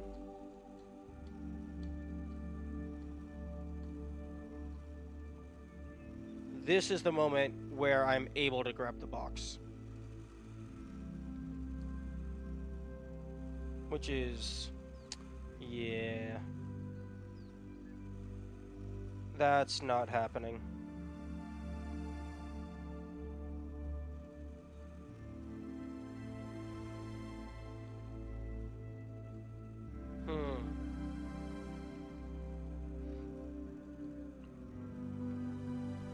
Puzzle 8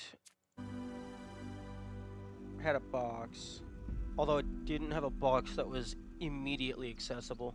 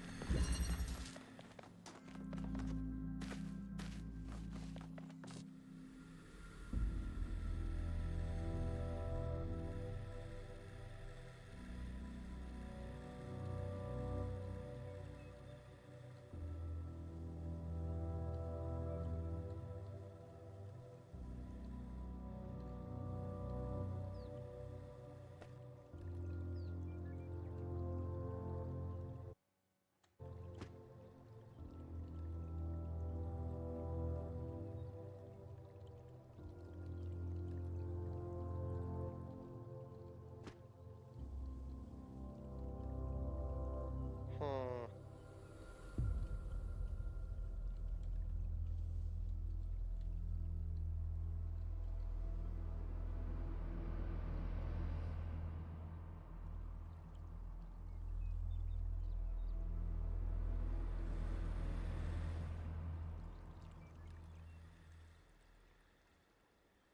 Yeah, I imagine these used to just be holes, but then they realized you could box through them.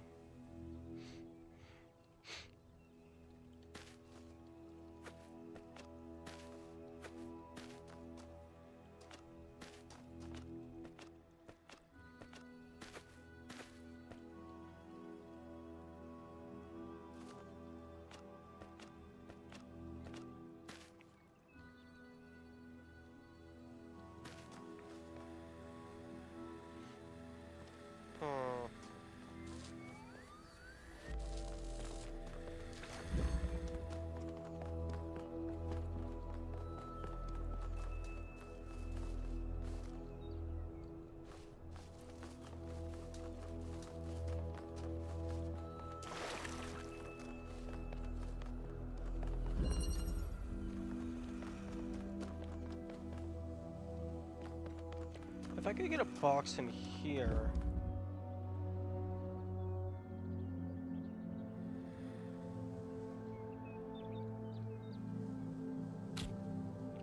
I could potentially do something.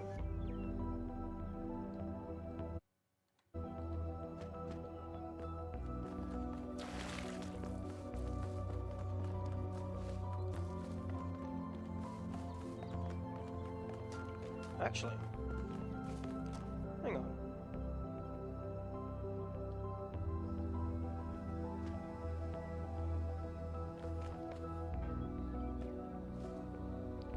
You're able to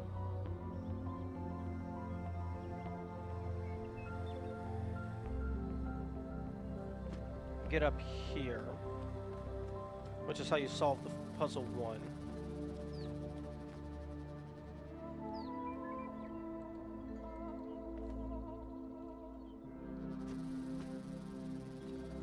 Can I bring this over to puzzle 2?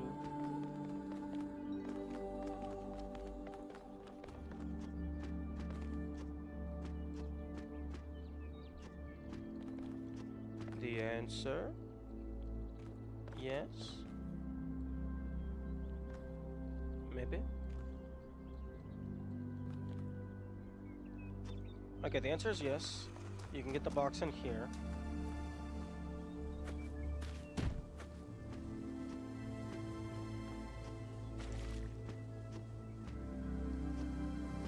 Oh. Wait. What am I doing?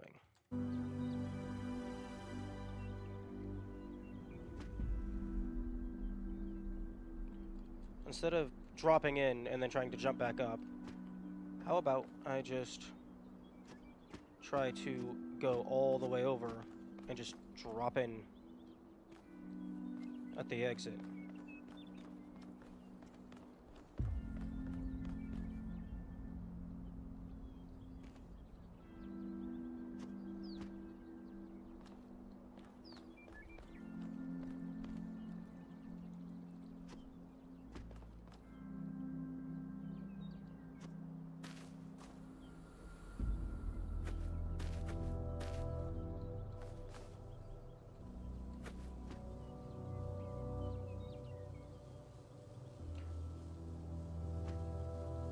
Ooh. Okay, so you don't even need the box. So puzzle 2 is just a single one.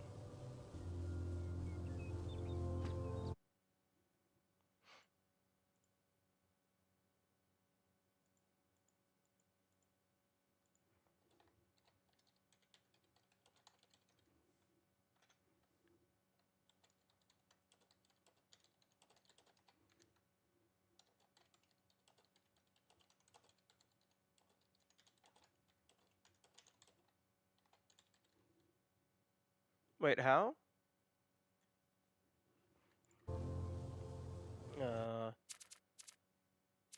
Because in P1,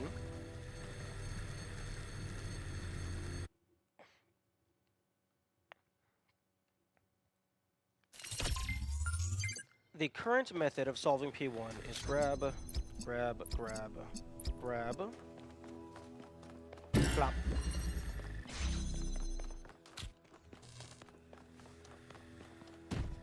And then you jump onto here. Oh, no, actually, place it. Okay, well, that's good to know, that in certain configurations you're able to just place it up there.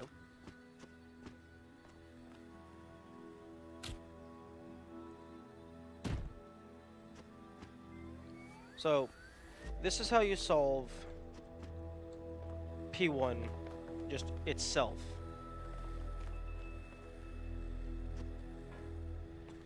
You just then jump in there. Although,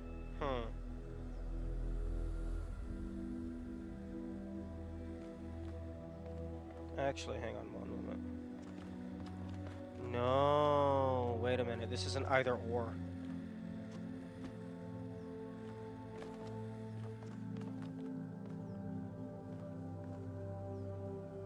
Because if I drop down in here to solve this one, I can no longer get up into there and then use that box as a platform.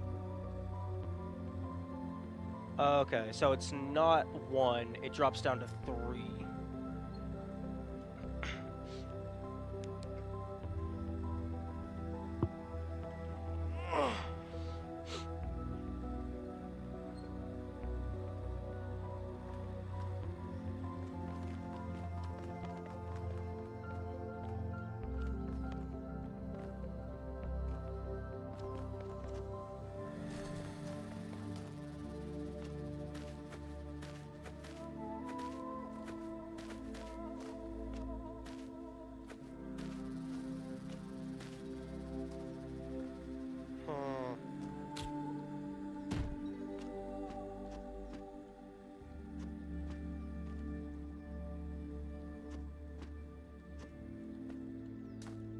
Okay. That's good to know. So puzzle 2, 3.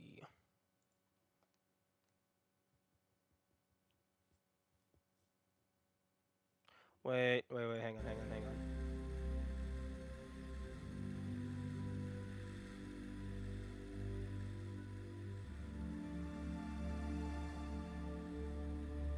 No, it's not even 3. It's like 5 or something. Is 1, 2.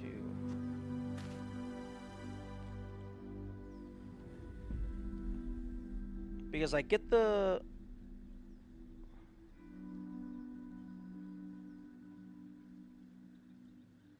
Okay, I think it's...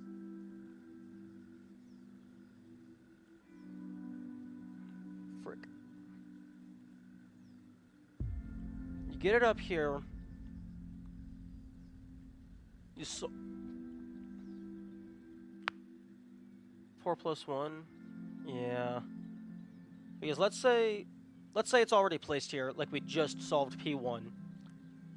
Then we'd have to come back in, grab it, place it on the ground, jump. Wait, no, hang on.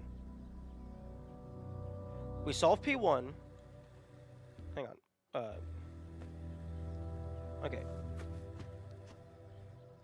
Frick. Nope, don't. Okay, so... Okay, we go and solve P1 like normal. Blah, blah, blah, blah, blah. We jump in. This is here. This door is now open. So 1, 2, jump. 3. So it's 2 plus 1. Because this door automatically opens after we activate the wheel.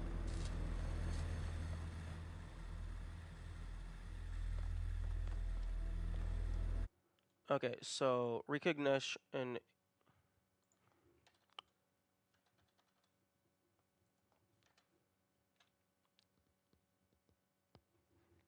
Okay, after solving P1...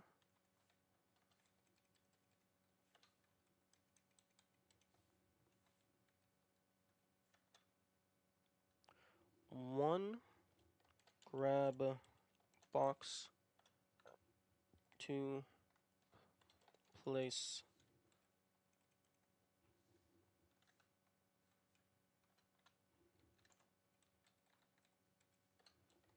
box at non-collision wall,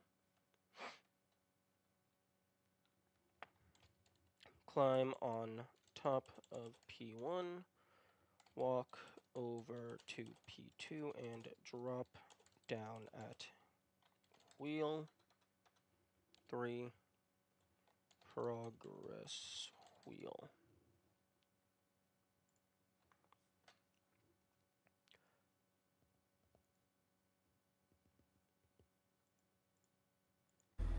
Okay, so we would have to...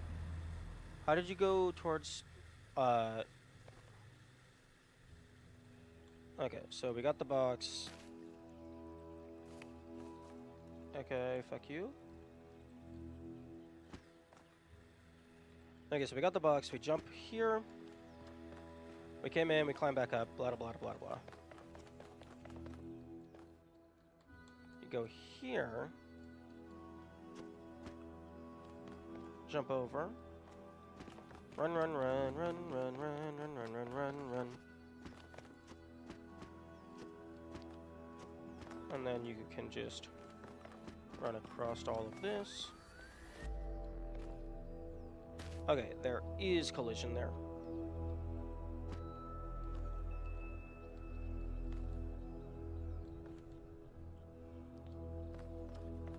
And then might not have been the most optimal route, but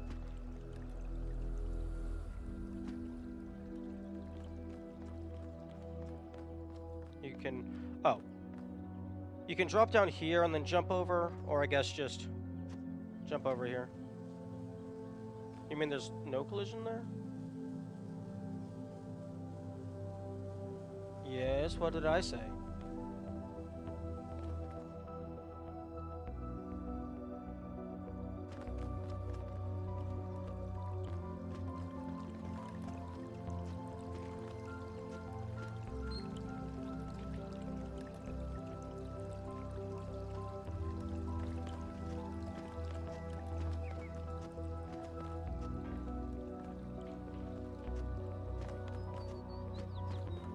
Okay, well that's just back inbounds. Okay. Yes, there is collision. Oh, I think I said I thought there was collision.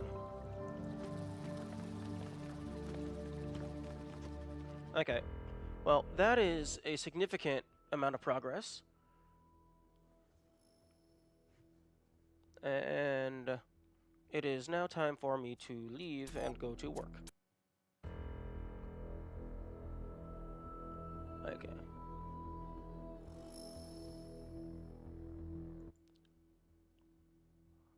Bye-bye. Thank you all for being... wait, I should try and raid somebody. I always forget to raid.